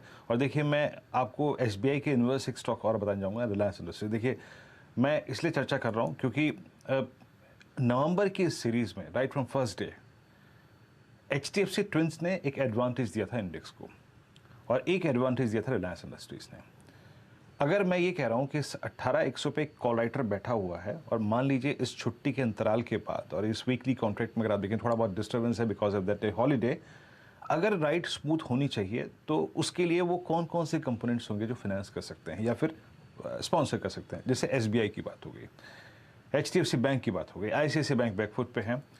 रिलायंस इंडस्ट्रीज़ मैं आपको बताऊँ, इनफैक्ट अगर आप चार्ट्स देख रहे हो मानस, ये जून 2022 से लेके अब तक, और इनफैक्ट मैं अगर एक हाई और जोड़ लूँ अप्रैल 2022 का, 1 2 3 4 5 6, ये छठी टाइम स्ट्राइक है 26 के जोन को, मतलब ये जो स्लोपिंग डाउनवर्ड चैनल है उसको बाइसेक्ट करने की। प्लीज़ ज़रा एक बार चार्ट रखिएगा स्क्रीन पे और एक समय अवधि आप लगा लीजिए, साल भर का चार्ट है रिलायंस का। ये 6th अटैम्प्ट है इस स्लोपिंग डाउनवर्ड चैनल को बाइसेक्ट करने का। आपका व्यू क्या है? इसने on the very first day 2500 के कॉल राइटर को ट्रैप किया था, अब आपका व्यू क्या है मानस? देखिए पिछले करीब 4 से 5 सेशन में निफ्टी में गिरावट नहीं होने का एक बहुत बड़ा रीजन रिलायंस का परफॉर्मेंस भी है। यहाँ पर बहुत क्लियर चार्ट दिख रहे हैं, हायर टॉप हायर बॉटम का ट्रेंड बना हुआ है, 2550 के ऊपर स्टॉक निकल गया है, वहां पर वॉल्यूम देखने को मिल रहे हैं, जितने पॉइंट मूविंग एवरेजेस हैं उनके ऊपर स्टॉक ट्रेड कर रहा है। मेरा तो समझना है कि शायद अब आपको सबसे पहले तो यहाँ पर 2625 और उसके बाद 2680 तक के स्तर देखने को मिल सकते हैं। तो रिलायंस पे एक पॉजिटिव व्यू रखना चाहिए, करंट लेवल्स पे भी खरीदारी करने की राय रहेगी। स्टॉप लॉसेस रहेंगे 2559 के नीचे और टारगेट आप सेट करिए 2625 और उसके बाद 2680 के आसपास के। रिलायंस पे आपका ये व्यू, और याद रखिएगा क्योंकि ये इंडेक्स का एक बहुत सब्सटेंशियल वेटेज रखने वाला पार्ट है इटसेल्फ। अगर आप देखें आइसोलेशन में भी एक सेक्टर है ये, तो इसलिए इसका जिक्र मैं कर रहा था। स्टैंडर्ड डिस्क्लेमर आपकी स्क्रीन पर। इस चैनल का सीएनबीसी आवाज़ का स्वामित्व प्रबंधन रिलायंस इंडस्ट्रीज होल्ड करते हैं और किसी भी अगर आप देखें ट्रेड से पहले, चाहे वो फ्यूचर्स में हो, ऑप्शंस में हो, इन्वेस्टमेंट की कॉल हो, शॉर्ट कॉल हो, लॉन्ग कॉल हो, प्लीज़ एक निजी राय ज़रूर रखें अपने वित्तीय सलाहकार की। अब जनाब आइए आप जरा रेलवे स्टॉक्स पे, और आप देखिए आरबीएनएल को, आप देखिए रेलटेल को, आप देखिए आईआरसीटीसी को, आप देखिए रेट्स को। आई मीन देख के लग ही नहीं रहा है साहब कि आप किसी एक ऐसे सेक्टर की बात कर रहे हैं जिसमें स्विंग हार्डली विजिबल होते थे। एक ज़माने में विजिबल होते थे जब रेलवे बजट आता था, लेकिन ये तेज़ी आखिर क्यों? आखिर इसके पीछे कारण क्या है? Look at RBNL at 4535 new all time high. ये दिन हमारे साथ जुड़ चुके हैं और क्या चल रहा है आज यही है विषय। यतिन, ये तेज़ी आखिरकार क्यों? क्या बड़ा अगर आप देखें ज़मीनी बदलाव हुआ है कि इतना बड़ा स्विंग इन तमाम स्टॉक्स में हम देख रहे हैं? देखिए, रेलवे स्टॉक्स ऑब्वियसली पिछले 1-2 महीने से फोकस में है। काफ़ी ज़बरदस्त यहाँ प्राइस एंड वॉल्यूम एक्शन देखा जा रहा है। हम लोग एक बैकग्राउंड देख लेते हैं कि अब तक सरकार ने क्या क्या चीज़ें अनाउंस की हैं जिसकी वजह से रेलवे स्टॉक्स इतने फोकस में हैं। सबसे पहले हमको ये देखना चाहिए कि पैसेंजर साइड पे क्या क्या बदलाव हो रहे हैं, क्योंकि रेलवे के 2 मुख्य पोर्शंस हैं। एक तो है पैसेंजर यानी जो सिविलियन जहाँ अपनी ट्रेन में सफ़र करते हैं, और दूसरा होता है इनका कार्गो हैंडलिंग यानी कि जो माल ढुलाई का काम करती है रेलवेज, उसके ऊपर फोकस है। सबसे पहले रेलवेज 40 नए स्टेशंस को डेवलप कर रहे हैं, पुराने स्टेशंस को भी रिकंस्ट्रक्ट किया जा रहा है। इनफैक्ट अगर आप देखें थोड़े दिनों पहले कैबिनेट ने 3 स्टेशंस के रीडेवलपमेंट के लिए 10,000 करोड़ रुपए, जी हाँ 3 स्टेशंस के लिए 10,000 करोड़ रुपए आवंटित किए। नई दिल्ली, मुंबई, अहमदाबाद के स्टेशंस को रीडू किया जाएगा और इसके लिए सरकार 10,000 करोड़ रुपए खर्चा करेगी। ऑब्वियसली ये पीपी मॉडल के तहत ये डेवलप किया जाएगा, पब्लिक प्राइवेट पार्टनरशिप रहेगी। और 34,000 करोड़ रुपए पिछले दिनों अनाउंस किया गया है कि रेलवे की सेफ्टी यानी कि जो रेलवे की सिग्नलिंग सिस्टम्स होती हैं, ब्रेकिंग सिस्टम होती हैं, पैसेंजर्स को लेके जो सेफ्टी बननी चाहिए, उस पर 34,000 करोड़ रुपए जो है आवंटित किए गए हैं। और लगभग 90,000 वैगन्स रेलवे ऑर्डर करेगा 2025 तक। ऑलरेडी बड़े वैगन का ऑर्डर आ चुका है मार्केट में। थोड़े दिनों पहले टीटागढ़ वैगन्स और जो टेक्समैको रेल हैं इनको पोर्शंस में ये ऑर्डर मिला था और 90,000 का वैगन्स का ऑर्डर अभी भी प्लेस में है। तो अगर हम देखें पैसेंजर व्हीकल साइड पे यानी पैसेंजर सेगमेंट साइड पे और जो फ्रेट साइड पे है, दोनों साइड पे ऑल सिलेंडर्स फायरिंग कर रही है रेलवेज। आगे चलते हुए क्या ट्रिगर्स हैं? सबसे पहले डेडिकेटेड फ्रेट कॉरिडोर जिसकी हम इतने सालों से बात कर रहे हैं, वो फाइनली 2023 मिड तक शुरू हो जाएगा। दूसरा कि जो डीजल और पेट्रोल के दाम बढ़े हैं उसके सामने आपको दिखेगा कि जो रेलवे का माल भाड़ा है वो सस्ता होता जा रहा है, तो रेलवे को भी प्रॉफिटेबिलिटी में ये इंप्रूवमेंट लिखा के दे रहा है। थोड़े दिनों पहले हमने लैंड लीज पॉलिसी पे बदलाव देखे जो कॉनकॉर जैसी कंपनी के प्राइवेटाइजेशन के लिए राइट स्टेप है और ज़्यादा से ज़्यादा प्राइवेट कंपनीज इसमें पार्टिसिपेट कर पाएंगी। और आखिर में जो रेलवे का कंटेनर वॉल्यूम है ये 15-16% से बढ़ेगा अगले 4-5 सालों में। तो इन जनरल अगर हम देखें तो बहुत ही अच्छा स्कोप है। अच्छा, पिछले 1 साल में क्या हुआ है? जो रेलवे का इंफ्रास्ट्रक्चर डेवलप करती है जैसे आरवीएनएल और राइट्स, ये दोनों के शेयर्स 20 से 25% ऊपर हैं। कॉनकॉर ये अनाउंसमेंट जो आया रेलवे लीज पॉलिसी का, उसके बाद 10-12% चढ़ा हुआ है। आईआरसीटीसी देखिए, टीटागढ़ वैगन देखिए, एचबीएल पावर इसलिए कह रहा हूं क्योंकि इन्होंने अभी रिसेंटली रेलवे सेफ्टी का एक बड़ा ऑर्डर प्राप्त किया और उसके बाद स्टॉक में जबरदस्त तरीके से ट्रैक्शन था। तो पूरा का पूरा रेलवे सेगमेंट आप देख लें, चाहे वो स्टेशन रीडेवलपमेंट हो, चाहे वो वैगन प्रोक्योरमेंट हो, चाहे वो रेलवे सिग्नलिंग सिस्टम्स हो, सेफ्टी हो, हर चीज पे सरकार जो है बड़े बड़े ऐलान कर चुकी है और शायद अगले 2-3 सालों में आपको यहाँ रिजल्ट्स आते हुए दिखाई देंगे। तो ये लॉन्ग टर्म दरअसल एक बड़ी भूमिका बांधी जा रही है इन सभी रेल कंपनियों के पीछे। अच्छा खासा इंफ्रास्ट्रक्चर इन्वेस्टमेंट होता हुआ दिखाई देगा, स्केल देखने को मिलेगा और वही इस समय दरअसल बाजार भुनाने की कोशिश में।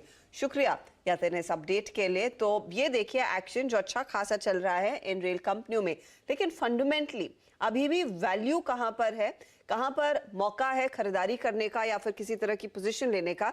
शर्मिला जोशी हमारे साथ जुड़ गई हैं। शर्मिला, आफ्टरनून। आपने इनफैक्ट तमाम होगा वो तमाम हाइलाइट्स जो रेल सेक्टर के एक्शन का व्याख्या यतिन दे रहे थे, लेकिन अगर आपने इस समय दाव खेलना है इन रेल कंपनियों में, आपका प्रेफर्ड ट्रेड क्या रहेगा? काफी इंटरेस्टिंग जो इन्फॉर्मेशन और चर्चा आपकी चल रही थी वो मैंने सुनी और मुझे लगता है कि 2-3 ऐसे स्टॉक्स हैं जहां पर मेरी नजर होगी। एक तो ऑब्वियस है आईआरसीटीसी, मैंने शायद इसको पहले रेकमेंड भी किया है।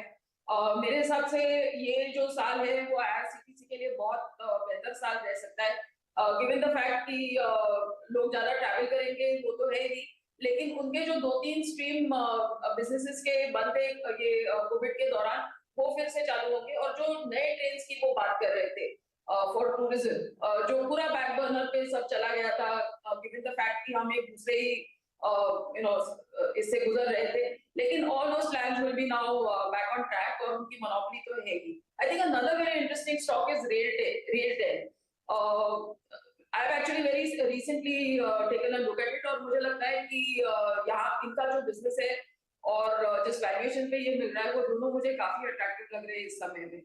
And a third stock I think would be two more stocks. I would say Concor would be one क्योंकि मुझे लगता है कि it is directly linked with जिस तरह से पूरी इकोनॉमी आगे चलकर बढ़ेगी और इनकी जरूरत पड़ेगी in terms of logistics support. तो वो एक sort of infra और रेल इस तरह का मिला जुला प्ले है तो Concor. And I think another stock would be Titagarh Wagons. तो I think मुझे लगता है कि ये 3-4 stocks मुझे काफी पसंद है इस समय में। IRCTC, कॉनकॉर, टीटागढ़ वैगन्स ये मौके हैं जहां पर अभी भी तेजी की पोजीशन ली जा सकती है। इत्तेफाक से देखिए हम रेलवे कंपनियों की बात करें और RVNL के हाथ दरअसल एक 137 करोड़ का ऑर्डर हाथ लगा है। स्टॉक करीब करीब 2 से 3% की बढ़त दिखा रहा है। RVNL भी स्क्रीन पर आ जाएगा। सॉरी, ये 8% भाग गया है 46 के लेवल्स पर। भरपूर कंपनियां हैं रेलवे जो काम कर रही हैं। मानस, टेक्निकली क्या पसंद है आपको? और RVNL पर कोई खास टिप्पणी? 46 रुपीज का शेयर 8% ऊपर।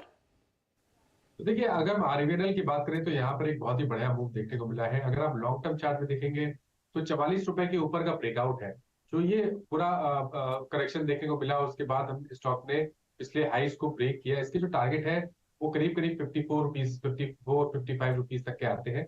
करंट लेवल से भी 10 रुपए का आपको देखने को मिलेगा, लेकिन गिरावट पे खरीदारी करने की राय रहेगी 39 रुपीज के स्टॉप लॉस के साथ। लेकिन मेरी पसंद, मॉर्निंग में मैंने मेंशन किया था, रेलटेल एक ऐसा स्टॉक है जिसने अभी तक कोई बहुत बड़ा मूव नहीं दिखाया है, लेकिन इसमें पोटेंशियल बहुत लगता है। अगर थोड़ा सा लंबा समय ले तो शायद स्टॉक 145 150 तक के स्तर को भी टच कर सकता है। यहाँ पर भी खरीदारी करने की राय रहेगी 113 रुपए, जो कि 20 डे मूविंग एवरेज है, उसके नीचे आपको स्टॉप लॉस सकता है। ओके, आपकी अगर आप देखें रेलटेल, वाकई सुबह भी कहा था आपने कि ये मेरा प्रेफर्ड स्टॉक है। आपकी स्क्रीन पे it's doing well at the high. कुछ स्टॉक्स जो अच्छा कर रहे हैं, बजाज फिनसर्व जो कि शुरू में मैंने प्रकाश से आउटलुक लिया था, इट्स डूइंग वेल। SBI फिर जहां हमारी चर्चा हो रही थी वहां से 2 रुपये और ऊपर आ गया है, 591.25। रिलायंस में जो हमारी चर्चा हो रही थी वहां से और ऊपर आ गया है एट डे हाई पर, और इंडेक्स को वो करीब 20 पॉइंट का और एडवांटेज जो मिला है टुवर्ड्स 18,100। ये कुछ ऐसे स्टॉक्स हैं जो प्रोवाइड कर रहे हैं। यस, मैं रिलायंस पे आपसे अगर आप देखें इसलिए बात कर रहा था, याद रखिएगा डेटा दे रहा था मैं आपको, क्योंकि फर्स्ट डे में इसने कॉल राइटर को लपेट लिया था 10,000 कॉन्ट्रैक्ट वाले 2500 के, और अब वही एग्जैक्टली देखिए NSE की साइट पे जाइएगा, रिलायंस का डेटा देखिएगा और वहाँ पे जरा 2600 की कॉल का आउटस्टैंडिंग वही चेक करते रहिएगा। समित चौहान हमारे साथ जुड़ चुके हैं। समित, नमस्कार, कार्यक्रम में स्वागत है। और इंडेक्स के लिए एक रेंज बाउंड डे था, आई थिंक टाइमली प्लेस था ये सेशन, क्योंकि छुट्टियों के बीच में है, ट्रंकेटेड ये वीकली कॉन्ट्रैक्ट है। आप स्टॉक्स में क्या चीज़ कर रहे हैं इस वक्त, और आपका कन्विक्शन कॉल क्या रहेगा 2 बजे के लिए? देखिए, स्टॉक स्पेसिफिक तो मूव्स काफी अच्छे आ रहे हैं, लेकिन कैश सेगमेंट में हमें लग रहा है कि ट्रैक्शन यहाँ से और बढ़ सकता है। और उसमें से एक स्टॉक है सन फार्मा एडवांसेस, स्पार्क, जो स्टॉक काफी टाइम के बाद कहीं ना कहीं उसमें एक अर्ली साइंस ऑफ रिवाइवल आ चुका है। स्टॉक में रिसेंटली एक वॉल्यूम के साथ हमने लो लेवल से रिकवरी 200 डे के आसपास ये कहीं ना कहीं हॉवर कर रहा था लास्ट 3-4 दिनों से। आज उसमें एक डिसाइसिव प्राइस एक्शन आ चुकी है वॉल्यूम के साथ। तो यहाँ से ये स्टॉक पॉइज्ड है 276 के एटलीस्ट लेवल टेस्ट करने के लिए, जो हमारा नियर टर्म टारगेट है। सो 276 के टारगेट के लिए स्पार्क करंट लेवल पे बाय किया सकता है, जहां पे आपका स्टॉप लॉस लगभग 257 का रहेगा। ओके, स्पार्क कर आप देखें, ये चीज़ हमने देखी है। आई मीन कैश के स्टॉक्स मूव हो रहे हैं आजकल, और अच्छा मूवमेंट दे भी रहे हैं, और उसको ग्रैब भी कर रहे हैं इस कार्यक्रम में। मीनवाइल कविता, एक बार जरा टाटा कम्युनिकेशन पे अपनी निगाहें डालेंगे जरा। Tata communication at day high, it's doing well. और मेरे ख्याल से मैं इसलिए आपसे पूछ रहा हूँ ये प्रश्न, 1-2 रोज़ पहले आपकी ये कॉल थी या पता नहीं, अगर आप देखिए किसी और मेहमान की। टाटा कम्युनिकेशन आपकी स्क्रीन पे 1295 डे हाई पर ट्रेड कर रहा है, और ये वो जो क्लासिकल फ्लैग है उसका ब्रेकआउट स्क्रीन पे विजिबल है अबाउट 1280। आपकी राय कविता इस स्टॉक पे? या वीरेन जी, शो की शुरुआत में ये OI बिल्टअप देखते हुए मेरी नजर थी, बट उस समय इसमें मूवमेंट नहीं था। बट यस, एक बहुत अच्छा फ्लैग का ब्रेकआउट दिया है, यू राइटली सेड। और ये ब्रेकआउट जो कि अगर टारगेट हम देखें, even on a weekly chart, ये अपने प्रीवियस वीक हाई को काटते हुए दिखा है। उन्होंने डेली चार्ट टू अपने पीक को काटते हुए दिख रहा है। सो ये फ्लैग जो है अपने टारगेट्स की तरफ बढ़ता हुआ दिख सकता है and I believe 30 to 40 points from 1292, that means 1310 1315 के टारगेट्स की तरफ Tata communication in a day और टू बढ़ता हुआ दिख सकता है। One can take the position 1285 का एक स्टॉप लॉस मेंटेन करना चाहिए। 1320 तक के टारगेट्स के लिए टाटा कम्युनिकेशन देखिए। 1320 के टारगेट के लिए टाटा कॉम्स में एक मौका है। 2% ऊपर फिलहाल ये काउंटर ट्रेड करता हुआ करीब 1300 के आसपास आ चुका है। तो मूव तेजी का, इनफैक्ट मार्केट पर एक बार अगर आप नजर डालेंगे तो 24.2 पर 18,078 के लेवल्स पर इस समय निफ्टी आ खड़ा हुआ है, लेकिन निफ्टी बैंक में उतनी रिकवरी नहीं देखने को मिल रही है।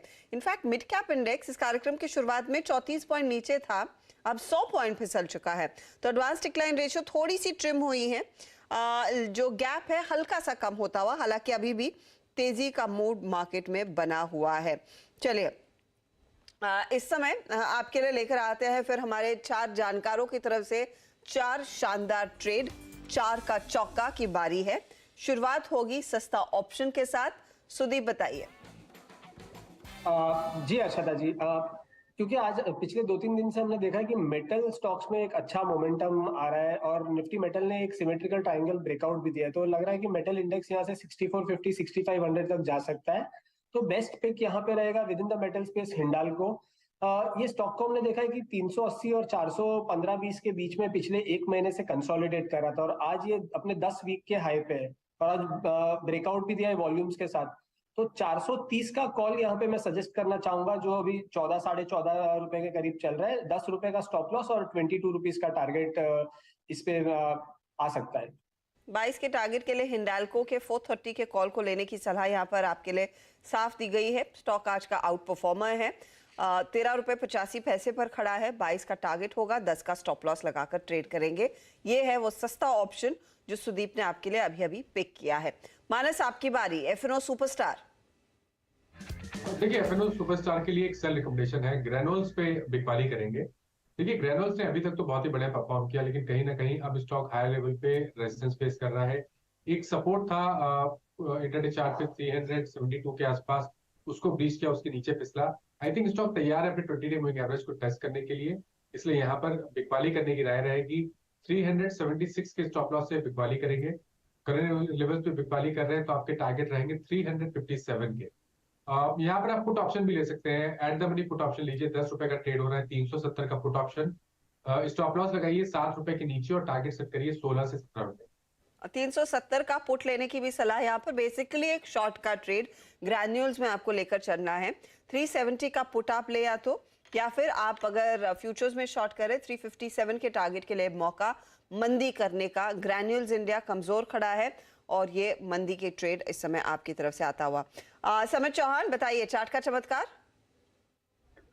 देखिए यहाँ पे IRCTC के साथ हम जाना चाहेंगे। इनफैक्ट अक्टूबर के toward the fag and series में हमारा मानना था कि IRCTC ने नेक्स्ट सीरीज के लिए एक डार्क हॉर्स हो सकता है। लास्ट 5-6 दिनों से जैसे ये स्टॉक में डेवलपमेंट हो रहे हैं वो काफी पॉजिटिव है। एक अच्छा खासा इसमें बिल्टअप भी लास्ट 3-4 दिनों से दिख रहा है। अगर थोड़ा चार्ट पे भी देखें तो 200 डे एवरेज उसने काफी टाइम के बाद ये सरपास किया हुआ है और उसमें कहीं ना कहीं अर्ली साइंस ऑफ रिवाइवल दिख रहे हैं और यहाँ से हमें लगता है कि ये स्टॉक में एक अच्छी प्राइस एक्शन आने वाले 1-2 हफ्ते में आ सकती है। तो इसलिए हम IRCTC यहाँ पे बाय करने की सलाह देंगे, जिसमें करंट लेवल पे अगर हम बाय करते हैं तो 744 का स्टॉप लॉस होगा और इसका टारगेट लगभग 785 से लेके 795 के रहेंगे। और ये ऑप्शन के जरिए भी ट्रेड किया जाता है, क्योंकि जब भी ये स्टॉक में एक ट्रेंड डेवलप होती है इसके ऑप्शंस काफी ज्यादा लिक्विड होते हैं। तो ये सीरीज के ऑप्शंस इसके काफी लिक्विड है। 770 का कॉल ऑप्शन 24 के आसपास ट्रेड हो रहा है, वो बाय किया सकता है 16 के स्टॉप लॉस से और लगभग 38 से लेके 40 के टारगेट रहेंगे। तो 770 का या तो कॉल लेकर चले या फिर सीधी तेजी कीजिए। 785 795 के लिए मौका है इस स्टॉक में IRCTC में तेजी की पोजीशंस लेने का। शर्मिला आपकी बारी। मिड कैप फंडा। मैं PI इंडस्ट्रीज रेकमेंड करना चाहती हूँ। ये स्टॉक एग्रोकेमिकल स्पेस में है और अगर आप उनका परफॉर्मेंस देखेंगे तो पूरे काफी स्टॉक्स थे जो कोविड के दरमियान सफर उन्होंने किया, रेवेन्यूज कम हुए थे, प्रॉफिट, लेकिन ये उन कंपनीज में नहीं है। इनकी अगर आप ग्रोथ देखेंगे तो एकदम स्टेडी स्टेट ग्रोथ उनकी चल रही है और जिस तरह का उनका ऑर्डर बुक है, जिस तरह की उनकी नए मॉलिक्यूल्स की कमर्शियलाइजेशन है, इन सब चीजों को देखकर लगता है कि ये उनका ट्रैक रिकॉर्ड बना रहेगा। उनकी R&D बहुत स्ट्रांग है, नए प्रोडक्ट लॉन्चेस है, हॉर्टिकल्चर में उनका प्रेजेंस वो बढ़ा रहे हैं। उसके साथ साथ नॉन एग्रोकेमिकल स्पेस में भी वो धीरे धीरे अपना कारोबार बढ़ा रहे हैं। तो इन सब चीजों को देखकर मुझे लगता है कि PI इंडस्ट्रीज एक अच्छा स्टॉक रहेगा from a longer term perspective, और इसमें टारगेट क्लोजर टू 3700 रहेगा। 3700 के टारगेट के लिए शर्मिला कह रही हैं कि एक बढ़िया मौका PI इंडस्ट्रीज का। और आप देखिए दोनों ही हमारी जानकारी, एक तो शर्मिला और इससे पहले कविता, इनके थॉट्स बड़े अलाइन हो रहे हैं। PI इंडस्ट्रीज पर दोनों का ही कॉल है। शॉर्ट टर्म में 3310 का टारगेट कविता ने दिया था और 3700 लॉन्ग टर्म टारगेट के लिए PI में मौका है, ये शर्मिला का कहना है। तो ये फिलहाल एक अपॉर्चुनिटी आपके लिए साफ तेजी की बन रही है। चलिए मार्केट का हाल आपकी स्क्रीन पर, और डिफेंस कंपनियों में फिर से रुझान तेजी का बनता हुआ दिखाई दे रहा है। 2-3 स्टॉक्स आपके सामने जो नेवी को केटर करते हैं। मझगांव डॉक 5% ऊपर। दरअसल मझगांव डॉक में इस घंटे बड़ा मूव आया है, करीब 4% की तेजी तो पिछले 5-10 मिनटों में ही हुई है। यहां पर तगड़ा एक्शन। गार्डन रीच शिपयार्ड में भी 1 से 2% तक की बढ़त आना शुरू हो गई है, तो वो भी मोमेंटम दिखा रहा है। लगे हाथ दूसरे काउंटर्स भी दिखा दीजिएगा जो नेवल ऑर्डर्स को केटर करते हैं। भारत डायनामिक्स में हल्का सा अपटिक देखने को मिल रहा है, और कोची शिपयार्ड भी आपकी स्क्रीन पर, यहाँ पर 2% तक के गेंस। तो ये एक पॉकेट है जहां पर हमने देखा है बहुत तगड़ी तेजी। और इन स्टॉक्स को सिर्फ आज अकेले मूव के लिहाज से नहीं देखना है, पूरे साल के लिहाज से अगर आप देखेंगे तो कोची लगभग 70% तक के रिटर्न्स कमाकर बैठा है। मझगांव में लोगों ने खूब मजे उड़ाए हैं, अच्छी तेजी। ये काउंटर नियरली 184% के रिटर्न्स दे चुका है ऑन एन एनुअल बेसिस, और बाकी काउंटर्स में भी यही ट्रेंड तेजी का बनता हुआ दिखाई दे रहा है। 151% के गेंस भारत डायनामिक्स ने आपको कमा कर दिए हैं। देवेन चौकसी हमारे साथ है। देवेन आफ्टरनून। शायद इस सेक्टर पर आपसे पहले भी राय ली है, लेकिन जिस तरह के रन देखने को मिले हैं और 2-3 दिन हल्की सी मुनाफा वसूली आती है फिर भागने लगते हैं, मुझे बताइए ये नेवल ऑर्डर्स वाली कंपनियां या फिर डिफेंस वाली कंपनियां ज्यादा खरीदारी कर कौन रहा है? क्या ये FII पैसा है या फिर डोमेस्टिक अक्यूमुलेशन डोमेस्टिक इंस्टीट्यूशंस की तरफ से बड़े पैमाने पर हो रही है? Good afternoon Harshada. जहां तक मेरा समझना है, आई थिंक काफी हद तक HNI इन्वेस्टर्स आई थिंक ये पोर्टफोलियोज एक्यूमुलेट कर रहे हैं और उनका नजरिया देखने का थोड़ा अलग से है। पूरा डिफेंस सेक्टर का आप मार्केट कैपिटलाइजेशन देखे तो जो लिस्टेड स्टॉक्स है उनका, तो आई थिंक करीबन लेस देन 1 लाख करोड़ के अंदर का मार्केट कैपिटलाइजेशन है। और उसके सामने रिस्पेक्टिव कंपनीज के मार्केट कैप देखे तो they are also significantly at lower level. यहाँ पे एक नजरिया ऐसा बनता है कि डिफेंस का कारोबार को आपको सक्सेसफुली आगे बढ़ाना है तो उसके अंदर गेस्टेशन पीरियड बहुत लंबा है, 5 से 7 साल का प्रोडक्ट अप्रूवल का पीरियड जाता है उसके अंदर। तो कोई भी नए एंट्रेंट को आना है तो ये आई थिंक एक डिटरेंट हो जाता है। तो एग्जिस्टिंग कंपनियां जिनके पास प्रोडक्ट अप्रूवल है या सब्जेक्ट अप्रूवल है, उनके लिए कारोबार काफी हद तक सिंपल हो जाता है और वो हिसाब से आई थिंक यहाँ पे उसको ज्यादा रेटिंग मिलना चाहिए, ऐसा एक मानना है मार्केट का। And that is the reason for which HNI investors are accumulating some of the defence stocks. मैं ऐसा समझता हूँ कि yes, limitations are there in this particular business, but at the same time ये जो कारोबार है वो कारोबार एक साथ में बढ़ने वाला नहीं है। ये कारोबार को बढ़ने के लिए समय लगता है और एट द सेम टाइम ये कारोबार के अंदर मार्जिन भी काफी हद तक टाइट रहते हैं डिफेंस के अंदर, क्योंकि गवर्नमेंट बाहर रहता है। तो ये चीज को ध्यान में रखते हैं तो मैं ऐसा समझ चाहता हूँ कि आई थिंक ज्यादातर किसी को ओवरबोर्ड होना जरूरी नहीं है ये सेक्टर के अंदर, उसको ग्रेजुअली आगे बढ़ता है प्रॉफिट में परफॉर्मेंस के साथ में, तो आई थिंक उसका वैल्यूएशन सुधरे, ऐसा हम लोग डेफिनेटली मान के चलते हैं। Those investors who are buying with momentum, they certainly have an advantage currently because I think the momentum is continuing. But I think at the same time, for long-term investor, एक साथ में अगर premature भाव बढ़ते हैं stock के तो शायद वेटिंग पीरियड लंबा आ सकता है, तो उसके ऊपर थोड़ा ध्यान दें। अदरवाइज फंडामेंटल्स डाउट नहीं करते हैं, पोटेंशियल डाउट नहीं करते हैं, लॉन्ग टर्म आउटलुक भी डाउट नहीं करते हैं, ओवरऑल अपॉर्चुनिटी की साइज बड़ी है उसको भी हम डाउट नहीं करते हैं। बट आई थिंक ये थोड़ा कॉशन एक्सरसाइज करना जरूरी है, जो जिसके हिसाब से मैंने वो कारण आपको बताया उस हिसाब से। ओके, एग्जैक्टली आप देखें, पहले डिफेंस से बात हुई, मझगांव डॉक आपकी स्क्रीन पे करियर हाई पे। देवेंद्र सर, ये इनफैक्ट यही कुछ रुझान सरकारी खेमे में रेलवे PSUs में भी है। आप आरवीएल को देखिए, रेलटेल को देखिए, आईआरसीटीसी को देखिए, रिट्स को देखिए, ऑल टाइम हाई। यहाँ पर आपकी राय क्या है, और यहाँ पर अगर आपको चॉइस दी जाए तो आप क्या चीज़ करना चाहेंगे, या इन लेवल्स पे आपका व्यू क्या है? तो आई थिंक अगेन डिफेंस का जो कारोबार जो गवर्नमेंट की कंपनी की तरफ साथ में भी है, उनके अंदर भी अपॉर्चुनिटी प्राइस बढ़ती है, डेफिनेटली उसका सवाल नहीं है। And I think rail companies का भी जो ऑर्डर बुक पोजीशन है वो भी आगे आगे बढ़ रहा है, because I think government is spending significant amount of money in building the infrastructure on the railway side as well. So overall opportunity size काफी बड़ी है, और जो लंबे अरसे का इन्वेस्टमेंट करते हैं उनके लिए सर्टनली एक अच्छा मौका भी है। बट जो मोमेंटम के हिसाब से इन्वेस्ट करते हैं या शॉर्ट टर्म के हिसाब से इन्वेस्ट करते हैं, उनके लिए रिस्क फैक्टर बन जाता है, जो पहले मैंने दिखाया। तो anything which is a premature valuation, one will have to be a little bit more careful in exercising the option in buying these companies into the portfolio. Again, I am repeating, long term investor के लिए opportunity अगले वर्षों में अच्छी बनेगी, परंतु short term के अंदर आप जल्दी मैच्योर वैल्यूएशन को दे देते हो, वैल्यूएशन को जल्दी मैच्योर करते हो, तो शायद आपका वेटिंग पीरियड इन्वेस्टमेंट के अंदर लंबा हो सकता है, तो उसके ऊपर आप थोड़ा कॉशन रखें। तो ये इनफैक्ट शॉर्ट टर्म अपॉर्चुनिटी के लिहाज से थोड़ा सा एक्शन देखने को मिल रहा है। इनफैक्ट बहुत तगड़ी तेजी डिफेंस कंपनियां, रेलवे कंपनियां, बेसिकली पीएसयू साइड पर काफी तगड़ा एक्शन देखने को मिला है। देवेन, इन रिजल्ट्स को भी आपने काफी क्लोजली एनालाइज किया है। Q2 निफ्टी की जो 50 कंपनियां हैं उसमें से लगभग 33 कंपनियों के नतीजे आ गए हैं। ऑन एन एवरेज इसमें मेजॉरिटी कंपनियां, नियरली 60 to 70% कंपनियों ने उम्मीद से बेहतर प्रदर्शन दिखाया है। तो इस रिजल्ट सीजन को जब जो अब तक आंकड़े आए हैं उसको एनालाइज करके अगर आपने कोई टॉप 2 सेक्टर्स निकाले हो जहां पर आगे के लिए और भी विजिबिलिटी बन रही है, वो क्या रहेंगे? तो आई थिंक सबसे पहले एक नजरिया लेते हैं कि जो कमोडिटी और कमोडिटी कंज्यूम करने वाली कंपनियां हैं, उनके नतीजे के अंदर काफी हद तक आई थिंक टेंट भी हुआ है, फॉल भी आया है। फिर आप ले लीजिए, I think either the commodity producer और you take I think the people who are basically consumer of commodity who are impacted with high energy price etcetera. तो ये एक जगह पे I think second quarter has remain disappointment, including some of the metal commodity consumption companies जो है fast moving electronic goods के अंदर, white goods के अंदर है, वहां पे भी आई थिंक थोड़ा बहुत डिसअपॉइंटमेंट डेफिनेटली मिला है प्रॉफिट मार्जिन की तरफ से। दूसरी तरफ आई थिंक दी अपॉर्चुनिटी काफी हद तक स्ट्रांग रही है, जिसके अंदर एक क्षेत्र उभर के आता है, वो बैंकिंग क्षेत्र है, जहाँ पे क्रेडिट लेंडिंग का ग्रोथ सिस्टमेटिकली बढ़ के आ रहा है, including for public sector bank and including for private sector bank, housing finance companies, retail finance companies.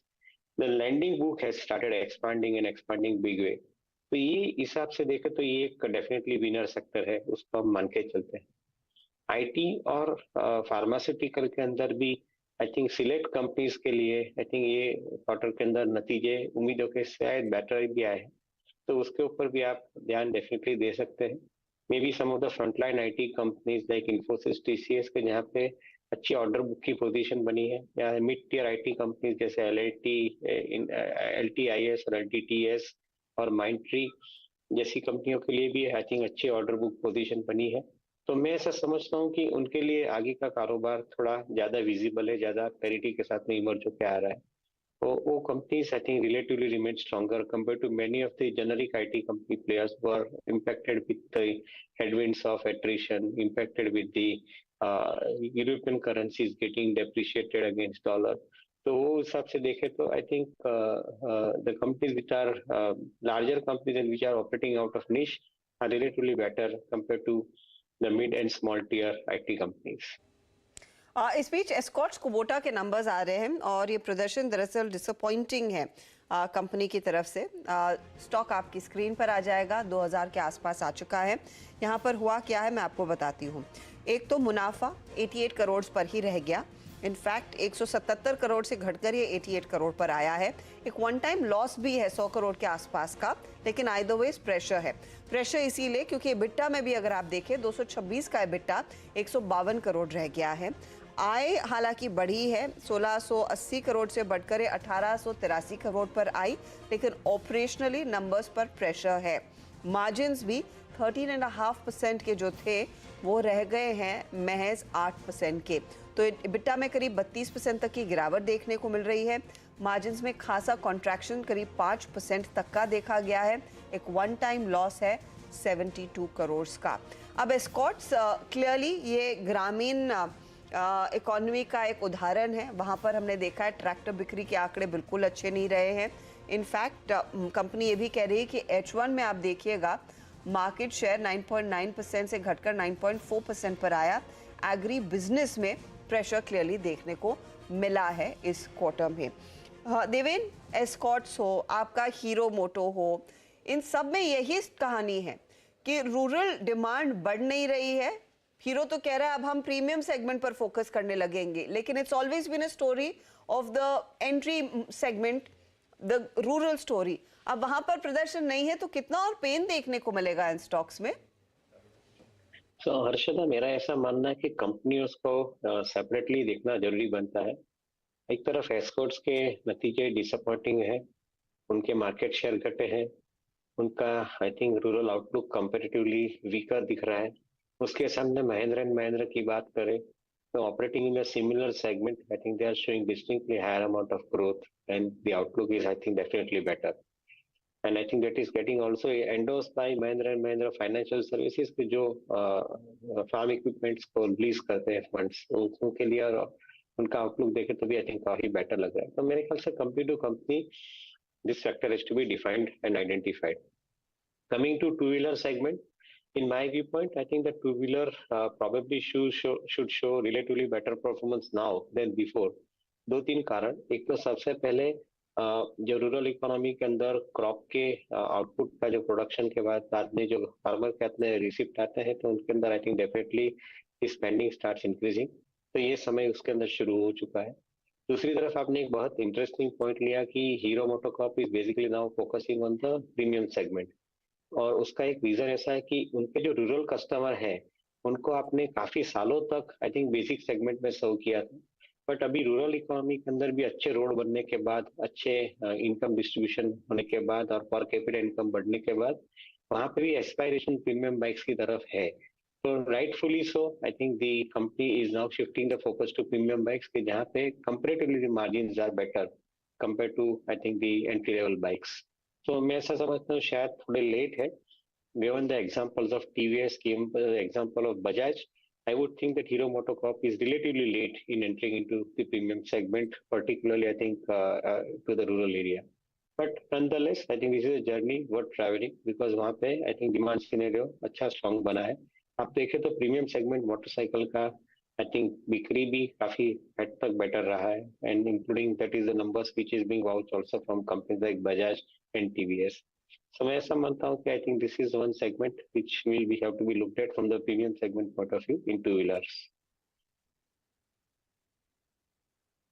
जी बहुत बहुत शुक्रिया, आप इस कार्यक्रम में शामिल हुए सभी सेक्टर्स पे और स्टॉक्स पर राय रखी आपने। बहुत बहुत शुक्रिया इस कार्यक्रम में शामिल होने के लिए, and have a nice weekend sir. You too. Thank you so much. मेरे को बार बार फीलिंग आ रही थी हर्षता के थैंक यू सर कि देवेंद्र जी बोलो have a nice extended weekend. दरअसल वो लग रहा था ट्यूसडे की छुट्टी है ना, ऐसा लग रहा है एक्सटेंडेड वीकेंड लग रहा है। ओके सॉरी, एक मंडे को दफ्तर आना है और look at Nifty now. Nifty 17 देखिए जरा डायरेक्टर साहब फिर वो कॉल पुट लेके आइएगा, और निफ्टी पे पुट राइटर का कन्वर्शन ज़्यादा था, याद रखिएगा 18,000 पे पुट पे 1.02 CR था, तो एग्जैक्टली ऑप्शन स्टैट्स के मुताबिक निफ्टी अब 18,100 के कॉल राइटर के जोन के ऊपर आके ट्रेड करता हुआ। 18,100 सुबह के बेस पे अगर आपने ट्रेड लिया था तो याद रखिएगा it's a best time to book, और अगर आपके पास पोजिशनल लॉन्ग ट्रेड है तो ये देखिए पिछले 1 घंटे में, मतलब 2 बजे हमने इस कार्यक्रम की शुरुआत की थी, 18,000 के पुट राइटर को देखिए, करीब 98 लाख का अगर आप देखें वहाँ पे आउटस्टैंडिंग वाई, जो थोड़ी बहुत एक हेज के प्रोस्पेक्टिव से पुट्स आ रही थी वो एग्जिट कर गई। और आप देखिए 18,100 पे जब हमने लास्ट टाइम चेक किया था इट वाज 73 लाख आउटस्टैंडिंग वाई, अब वो कम हो गया है। तो मॉर्निंग के रणनीति के मुताबिक 18,121 वो मिले तो एज अ डे ट्रेडर ज़रूर बुक कीजिएगा, और अगर आप पोजिशनल ट्रेडर हैं तो याद रखिएगा कोई दिक्कत की बात नहीं है। थोड़ा सा ग्लोबल मार्केट्स में टर्बुलेंस है, यस यूएस डाउ जो है वो 200 EMA पे अटक रहा है, 200 EMA और 100 EMA के बीच में झूल रहा है, बट स्टिल अगर आप हमारे कोर स्ट्रक्चर पे फोकस करते हुए चलें तो ये क्लोजिंग एक बहुत शानदार क्लोजिंग है। बैंक निफ्टी देखिए थोड़ा सा मिस कर गया, बट स्टिल जो चीज़ है वो ये है कि SBI और उसकी प्राइस परफॉर्मेंस जो है वो निफ्टी बैंक को एटलीस्ट उसका जो बेस है, डायरेक्टर साहब प्लीज़ स्क्रीन पर बेस लेके आइएगा, बेस 1 क्या था, और बेस 1 था हमारा करीब 41,050 और आज का इंट्राडे लो है 41,048। तो बेस पे ट्रेड लीजिए जब तक इस ट्रेड चैनल के आप अंदर हैं। बेस लेके आइए 41,050 और आज का इंट्राडे लो है 41,048। तो बेस अच्छी तरीके से काम कर रहा है एंड नाइस टू सी हर्षिता कि SBI रिलायंस अच्छा करते हुए, और ये तेज़ी जो स्पॉन्सर की है बीते अगर आप देखें 15 मिनट की, ये all sponsored by Nifty IT। लेके आइए ज़रा आपकी स्क्रीन पर 28698 निफ्टी IT, और ये क्लोज भले ही अगर आप देखें ख़राब है, बट ये closer to 100-day exponential moving average आ रहा है। लोअर शेडो निफ्टी IT की बहुत वाइल्ड है, बहुत वाइल्ड है। मानस आपकी टिप्पणी एक बार निफ्टी IT के इस बिहेवियर पे, जस्ट ये वीकेंड शॉर्ट कवर है या फिर कुछ ज़्यादा मीनिंग रखती है?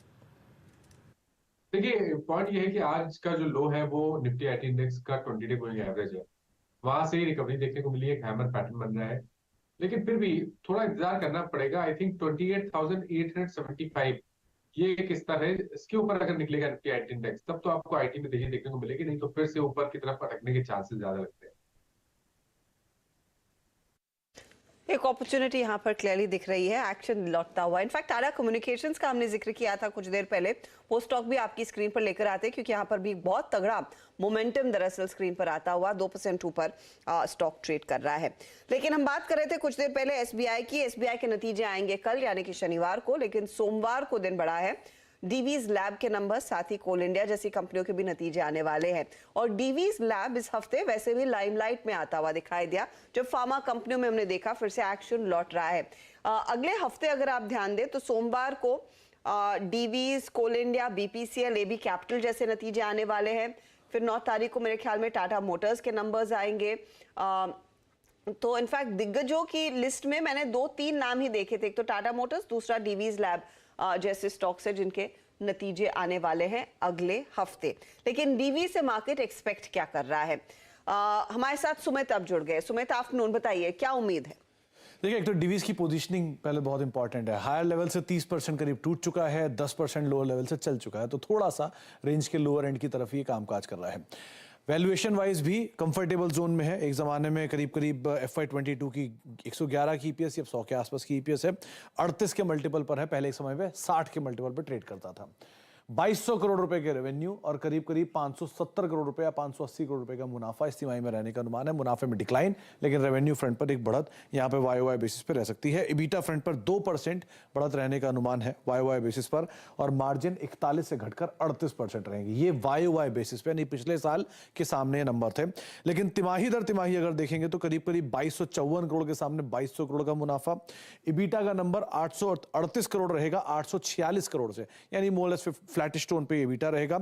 मार्जिन फ्रंट पर जो 38% 40% से घटकर देख रहे हैं आप, वो 37 से बढ़कर आएगा 38% के आसपास, और मुनाफे फ्रंट पर 660 करोड़ से घटकर करीब 580 करोड़ रुपए। तो एक फ्लैटिश टोन पे नंबर रहेंगे सीक्वेंशियल बेसिस पर, लेकिन YOY बेसिस पे नंबर बेटर रहेंगे। एक दो चीजें बड़ी क्रूशियल हैं। सन फार्मा के नंबर बहुत ही स्ट्रांग करके गए थे, और वहां पर जो बेटर साइड पे नंबर का एक ग्रोथ आते हुए दिखाई पड़ी थी, वो खास तौर से जेनरिक कारोबार की तरफ से आई थी। तो वो अगर यहां पर भी परफॉर्म कर जाता है तो शायद डीवीज के नंबर में भी इंप्रूवमेंट देखने को मिले। एक री रेट कर सकता है, डीवीज के स्टॉक है ऑलरेडी बीटन डाउन है। साथ ही साथ कंपनी ने अपना बैकवर्ड इंटीग्रेशन किया, जिससे इनके मार्जिन में इंप्रूवमेंट है, शायद वो कुछ हद तक मार्जिन को सपोर्ट करेगा। और आने वाले समय में कंपनी की जो बेस बिजनेस है प्लस मोलनूपिरावीर की सप्लाईज जो इंपैक्ट हुई हैं, उसका इंपैक्ट कंपनी के नंबर्स के ऊपर आता दिखाई पड़ेगा। लेकिन between the line commentary, outlook, ये कुछ चीजें होंगी जिनको बाजार बहुत क्रूशियली वॉच करेगा। थोड़ा बहुत रिसेंटली चला है, लेकिन फिर भी हायर लेवल से काफी टूटा हुआ है। सुमित, वो दवा का नाम क्या बताया आपने? मोलनूपिरावीर। और एक बार ही पूछेंगे, आदमी यहीं फिसल जाता है अगर आप देखें। हाँ, आदमी यही फिसलता है। फार्मा का प्रीव्यू देने में अगर आप देखें दिक्कत यही है बस, और फार्मा के नतीजे और फार्मा के फ्लैश पढ़ने में अगर आप देखें दिक्कत यही होती है। खैर बहुत बहुत शुक्रिया। ये दिवीज के अगर आप देखें नंबर्स आपकी स्क्रीन पर थे और मार्केट से डे हाई, और प्लीज़ जरा एक बार दिवीज का चेक लेते हैं। प्री नंबर्स इसकी जो पोजिशनिंग है उसको आके देखते हैं आपकी स्क्रीन पर। प्लीज़ एक बार चार्ट लेके आइएगा। Divij lab trading at 3747। अभी तक अगर मैं कहूँ, अगर आप कंपेयर, देखिए सन फार्मा और सिप्ला तो कुछ अलग ही हैं, they are trading at all time high but still at lower levels. Glenmark, Lupin और ये कुछ ऐसे स्टॉक्स हैं, ग्रेनुअल्स अपने एवरेजेस को कम से कम बाइसेक्ट करके ट्रेड कर रहे हैं। अगर आप एक बार प्लीज़ दिवीज का चार्ट स्क्रीन पे रखिएगा और आप साथ ही साथ रखिएगा ल्यूपिन का चार्ट। मैं आपको एक चीज़ बताता हूँ यहाँ पर कि ल्यूपिन में क्या है। एट 712 स्टिल ये अगर आप देखें ट्रेड कर रहा है 200 डे एक्सपोनेंशियल मूविंग एवरेज पे। आप ग्लेनमार्क लेके आइए। ग्लेनमार्क आपकी स्क्रीन पर ट्रेड कर रहा है एग्जैक्टली अगर आप देखें करीब करीब 421 पे, above 200 day exponential moving average. लेकिन वो चीज़ अब तक दिवीज में बिल्कुल भी दिखाई नहीं दिया। इनफैक्ट इसने कभी भी अटेम्प्ट नहीं लिया अपने इस क्लस्टर को छूने का। समित, आपका व्यू क्या है? दिवीज 3747 परसों इसने अटेम्प्ट लिया था लेकिन सक्सीड नहीं हो पाया। कैसे अप्रोच करेंगे इस चार्ट को आप? देखिए with in the pharma space आपको स्टॉक स्पेसिफिक काफी ज्यादा रुझान दिख रहा है। जैसे सन फार्मा ने एक अच्छा खासा आउट परफॉर्मेंस दिखाया है, ग्रैन्यूल्स ने रिसेंटली अच्छा परफॉर्मेंस दिखाया, बट सभी stocks with in this pack नहीं चल रहे। बट डिविस की अगर बात करें तो रिसेंटली ये स्टॉक में हमने एक अच्छा खासा बेस बिल्डिंग तो एटलीस्ट देखा हुआ है। तो ये स्टॉक की एक कंसोलिडेशन रेंज बन चुकी है लास्ट कुछ महीनों की, जहाँ पे 3450 3900 ये एक थोड़ी ब्रॉड रेंज बन चुकी है। और ये स्टॉक में कोई भी मेजर ट्रिगर ऊपर की तरफ आना है तो वो 3900 के ऊपर ही आएगा, क्योंकि यहाँ पे ये एक रीसेंट अपर बैंड है कंसोलिडेशन का। और 200 डे एवरेज भी लगभग लास्ट 10 से 12 महीनों में ये स्टॉक ने ये की मूविंग एवरेज सरपास नहीं किया हुआ है। तो जब तक ये 3900 3950 के लेवल सरपास नहीं करता है कन्विंसिंगली, तब तक ये रेंज उसके कंटिन्यू रहेगी। बट उसके ऊपर ये स्टॉक में काफी लंबे अरसे के बाद एक स्लम्बर फेज से ब्रेकआउट कंफर्म हो जाएगा। ओके, दिवीज लैब पर आप देखें, और ये प्री रिजल्ट्स जो पोजीशनिंग थी हम बात कर रहे थे, और आईटी अगर आप देखें अच्छा करता हुआ, और आईटी ने अगर आप देखें जो पुल बैक दिया है, बट याद रखिएगा इट्स जस्ट आई मीन आप एक्सटेंडेड वीकेंड की तरफ वीकेंड की तरफ जा रहे हैं, तो वो जो उससे पहले जिसने शॉर्ट भी किया होता है वो भी घबराता है देखिए। और तो थोड़ी बहुत कवरिंग यहाँ पे थी। और हम जब बात करते हैं ना कैश के स्टॉक्स बहुत चले, एक स्टॉक मेरे को याद आता है राइस स्टॉक्स में। लेट्स ब्रिंग एलटी फूड्स आपकी स्क्रीन पे, जिसको दावत भी बोलते हैं, और ये और इनफैक्ट दोनों आई मीन इस स्पेस में जो स्टॉक्स थे LT foods and KRBL Khushiram Bihari Lal, दोनों स्टॉक्स काफ़ी चले। मयूरेश, एलटी फूड्स मैं तो आज इनका क्लाइंट बनूंगा। अच्छा, मेरे ख्याल से okay, let's skip fundamental analysis का इस वक्त कोई है नहीं। काम करते हैं यूएस फ्यूचर्स को देखते हैं और उसके बाद BTS ट्रेड्स लेना शुरू करते हैं। Let's bring Dow Jones futures. Dow Jones futures क्या कर रहे हैं, और डाउ जोन्स फ्यूचर्स जो हैं आपकी स्क्रीन पर 167 अंकों पर, एंड दैट्स इंपॉर्टेंट। क्यों? दरअसल 2 सेशन पहले फेड के निर्णय से पहले और आउटकम से पहले अगर आप देखें तो जो हुआ क्या था कि यूएस ने डाउ ने 200 डे एक्सपोनेंशियल मूविंग एवरेज पार कर लिया था, फिर नीचे आ गया, लेकिन 2 दिन से ट्रेड कर रहा है 100 और 200 डेमा के बीच में। अगर ये ऐसी क्लोजिंग की तरफ बढ़ता है तो ये भी हमारे लिए मंडे के लिए कम से कम अच्छा होगा।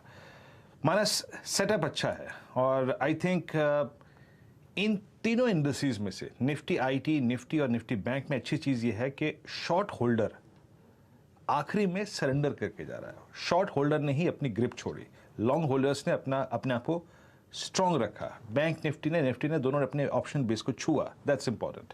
इसको देखते हुए आप क्या कैरी करेंगे मंडे मॉर्निंग के लिए?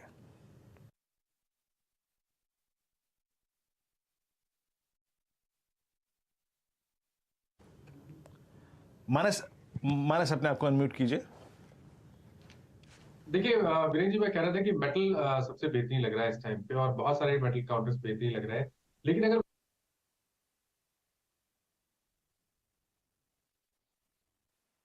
मयूर, सॉरी, मानस के ऑडियो में थोड़ी सी दिक्कत हो रही है, रिविजिट करें और रीपैच करते हैं। ये पूरा पैक है जहां पर हमने देखा एक अच्छी खासी तेजी बनती हुई है। अच्छा, एक स्टॉक का वीरू, मैं थोड़ा सा फोकस शिफ्ट कर रही हूँ, एक स्टॉक जो बड़े दिनों बाद एक्शन में आया है वो है न्यू इंडिया एश्योरेंस का काउंटर। और गावा साहब हो सके तो इस पर एक बार नजर डालिए प्लीज।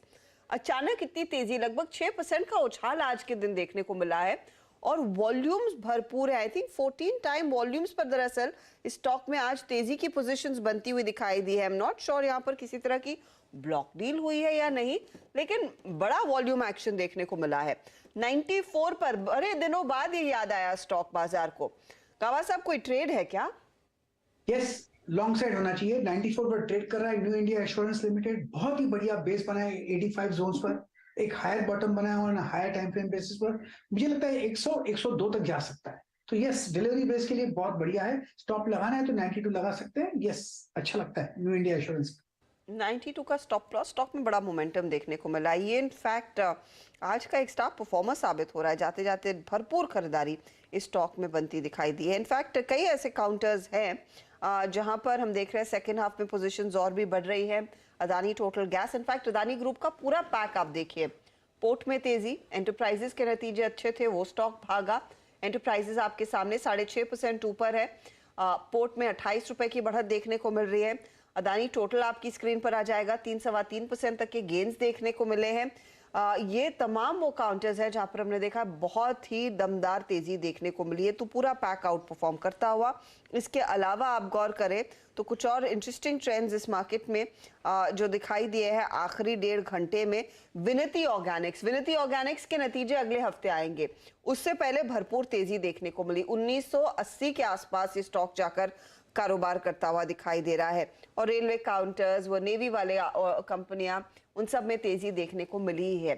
टाटा मोटर्स आपकी स्क्रीन पर डे लो से करीब 2% ऊपर 425 के लेवल्स पर इस समय कारोबार कर रहा है। तो कई ऐसे स्टॉक्स हैं जिन्होंने तगड़ा रिवर्सल, और वीरू जिस लेवल का आप जिक्र कर रहे थे 18,121 वो आ चुका है स्क्रीन पर। 18,122 के लेवल्स पर इस समय ट्रेड। तो पहले निफ्टी पर एक फटाफट कमेंट्री हो जाए, फिर एसटीबीटी में उतरेंगे। हर्षदा, देखिए अच्छी बात यह है कि निफ्टी के लिए मददगार साबित ये हुआ कि निफ्टी आईटी बैकफुट पे आ गया। निफ्टी आईटी 100 डेमा रीगेन करके ले जाता हुआ। मेरा कन्विक्शन, देखिए रिलायंस का स्ट्रक्चर था। याद रखिए, मैं रिलायंस के प्राइस पे बात नहीं कर रहा हूँ, मुझे सिर्फ सरोकार है निफ्टी से। मैं कोई स्टॉक स्पेसिफिक कमेंट्री कभी नहीं करता हूँ। रिलायंस और एसबीआई ने लीडरशिप ले ली, निफ्टी आईटी का पुल बैक आ गया। वो आई थिंक इस तेजी को स्पॉन्सर करने के लिए बहुत अच्छी बात थी। हर्षदा, मैं आई थिंक इस क्लोजिंग के साथ फिर कहूँगा कि इस वीकली कॉन्ट्रैक्ट में और मंथली कॉन्ट्रैक्ट में 18,000, 17,900, 17,800 पे बहुत स्ट्रॉन्ग ओआई बिल्डअप है। जब जब आपको बेस वन मिले तो खरीदिए। आज बेस वन था एग्जैक्टली 18,010 और वही लो है, और कहा था कि अगर वो मिले तो पिक कीजिएगा, और आपने पिक किया है तो इस वक्त एज ए डे ट्रेडर फिर कहूँगा बुक इट। और अगर आप पोजिशनल ट्रेडर हैं तो please take risk, overnight risk और इनफैक्ट वीकेंड रिस्क जरूर लीजिएगा। बैंक निफ्टी के साथ इश्यूज हैं हर्षदा, क्योंकि रोज क्रॉस कॉम्बिनेशंस हैं। किस दिन एसबीआई चल रहा है, आईसीआईसीआई बैंक बैकफुट पे है, एचडीएफसी अगर आप देखें चल रहा है, कभी सिंक हो रहा है। तो बैंक निफ्टी के साथ इश्यूज हैं, वो किसी एक दिन इश्यूज रिजॉल्व भी हो जाएंगे। बट फॉर द टाइमिंग जो फोर्स निफ्टी के पास है उसको रिस्पेक्ट करते हुए मैं ये कहूँगा कि लेट्स कैरी निफ्टी। अच्छा, जरा प्लीज एक बार निफ्टी के उन ऑप्शन स्टैट्स को लेके आइएगा। उसके बाद हर्ष, अगर आप देखें शुरुआत करेंगे बीटीएससी ट्रेड्स की, उसमें आप देखिए किस तरीके से, मतलब इस वीकली कॉन्ट्रैक्ट के फर्स्ट डे में 17,900 और इनफैक्ट 17,800, ये तीन पुट राइटर्स ने काफी स्ट्रॉन्ग कन्विक्शन जाहिर किया है। देखिए आपकी स्क्रीन पे 18,000 की पुट का आउटस्टैंडिंग वाई 91, 17,936 यानी करीब करीब 1,26,00,000, 1,27,00,000, और अगर आप 38 इसका भी जोड़ दें तो करीब करीब 1.25 करोड़ पुट। इसीलिए थोड़ा सा ये जो जोन है ना हर्षदा, कन्विक्शन दे रहा है हर्षदा। जी हाँ, जबरदस्त पुल बैक देखने को मिल रहा है, और कंसिडरिंग आज 18,000 को टेस्ट किया है हमने, मार्केट में एक अच्छी रिकवरी देखी जा रही है। चलिए एसटीबीटी करेंगे फिर हमारे जानकार, या बीटीएसटी? मेरे ख्याल में तो बीटीएसटी के सौदों पर ही ध्यान रहेगा। कविता जी बताइए क्या करना है? या हर्षदा जी, सो मैं एक प्रीएम्प्ट कॉल ले रही हूँ on Asian paints. Basically Asian paints 3180 के लेवल्स पर है। मुझे लगता है ये अपने एवरेजेस को क्रॉस करने में सक्षम रहेगा ऑन मंडे के ट्रेडिंग सेशन में। एक किकअप ओपनिंग के बाद अच्छी क्लोजिंग देते हुए है, 3180 पर फिलहाल है, मुझे लगता है 3230 3240 के इमीडिएट टारगेट्स इस काउंटर पर बनते हुए दिखेंगे। So one can take Asian Paints 3240 के टारगेट्स के लिए, और स्टॉप लॉस मेंटेन करना चाहिए 3155 का। 3240 का टारगेट एशियन पेंट पर बाय कॉल है, 3155 का स्टॉप लॉस रहेगा। समित, आपका ट्रेड? देखिए निफ्टी मेटल लगभग मई महीने के बाद एक हाईएस्ट लेवल पे ट्रेड हो रहा है, तो यहाँ पे हम मेटल स्टॉक्स में जैसे आज भी बच दिख रहा है, तो एक मेटल स्टॉक के साथ जाना चाहेंगे जिसने ज्यादा आज परफॉर्म नहीं किया और यहाँ से कैचअप आने की पॉसिबिलिटी है। तो जिंदाल स्टील हमें करंट लेवल पे अच्छा लग रहा है, जिसमें 469 के स्टॉप लॉस से लॉन्ग किया सकता है, 495 का टारगेट होगा और ऑप्शन के जरिए ये 480 का कॉल ऑप्शन 17.5 पे ट्रेड हो रहा है, 11.40 के स्टॉप लॉस से ये बाय कर सकता है और 30 रुपए का टारगेट है। ओके, तो 495 का टारगेट अगर आप फ्यूचर्स में ले रहे हैं, वरना 480 का कॉल लेकर चले। सुदीप, आपका ट्रेड क्या रहेगा? मेरा ट्रेड रहेगा अंबुजा सीमेंट में।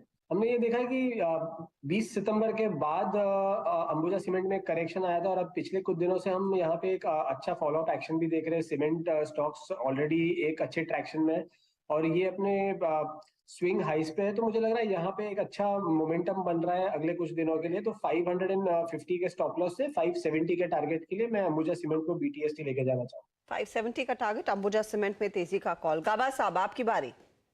मेरा स्टॉक है इस वक्त BTST, वो है श्रीराम ट्रांसपोर्ट।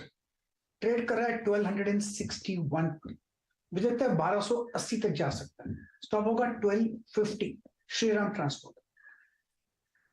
1280 तक के लेवल श्रीराम ट्रांसपोर्ट में देखने को मिलेंगे। 1261 पर है स्टॉक, 1250 के आसपास का स्टॉप लॉस, ये भी एक BTST ट्रेड। मानस, बताइए आपका ट्रेड क्या रहेगा? देखिए, मेरा BTST ट्रेड हिंडाल्को रहेगा, वहां पर खरीदारी करके जाएंगे। 424 के स्टॉप लॉस से आप फ्यूचर में खरीदारी कर सकते हैं 450 रुपए के टारगेट। आप जिक्र पहले भी कर रहे थे जब आपकी आवाज बीच में टूट गई। नहीं, मैं उस टाइम ही हिंडाल्को की बात कर रहा हूं। ठीक है, तो हिंडाल्को का ही जिक्र पहले भी हो रहा था। 450 का टारगेट रहेगा यहाँ पर।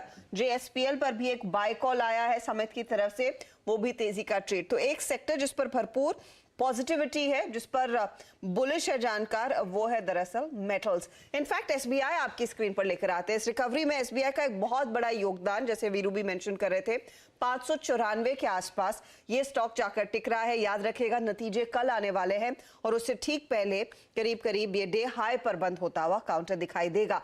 आखिरी 4 मिनट बचे हैं मार्केट के क्लोज के लिए। 18,128 के लेवल्स पर निफ्टी 75.2 पर। निफ्टी बैंक में निचले लेवल से एक अच्छी रिकवरी 41,281 के लेवल्स पर ये आकर टिक रहा है। मिड कैप इंडेक्स ने अपनी चाल थोड़ी सी सुधारी है, लेकिन 70 अंकों का दबाव अभी भी कायम। इससे पहले कि हम क्लोजिंग में उतरे, खिलाड़ी नंबर 1 का भी ब्यौरा आपके सामने रखते हैं।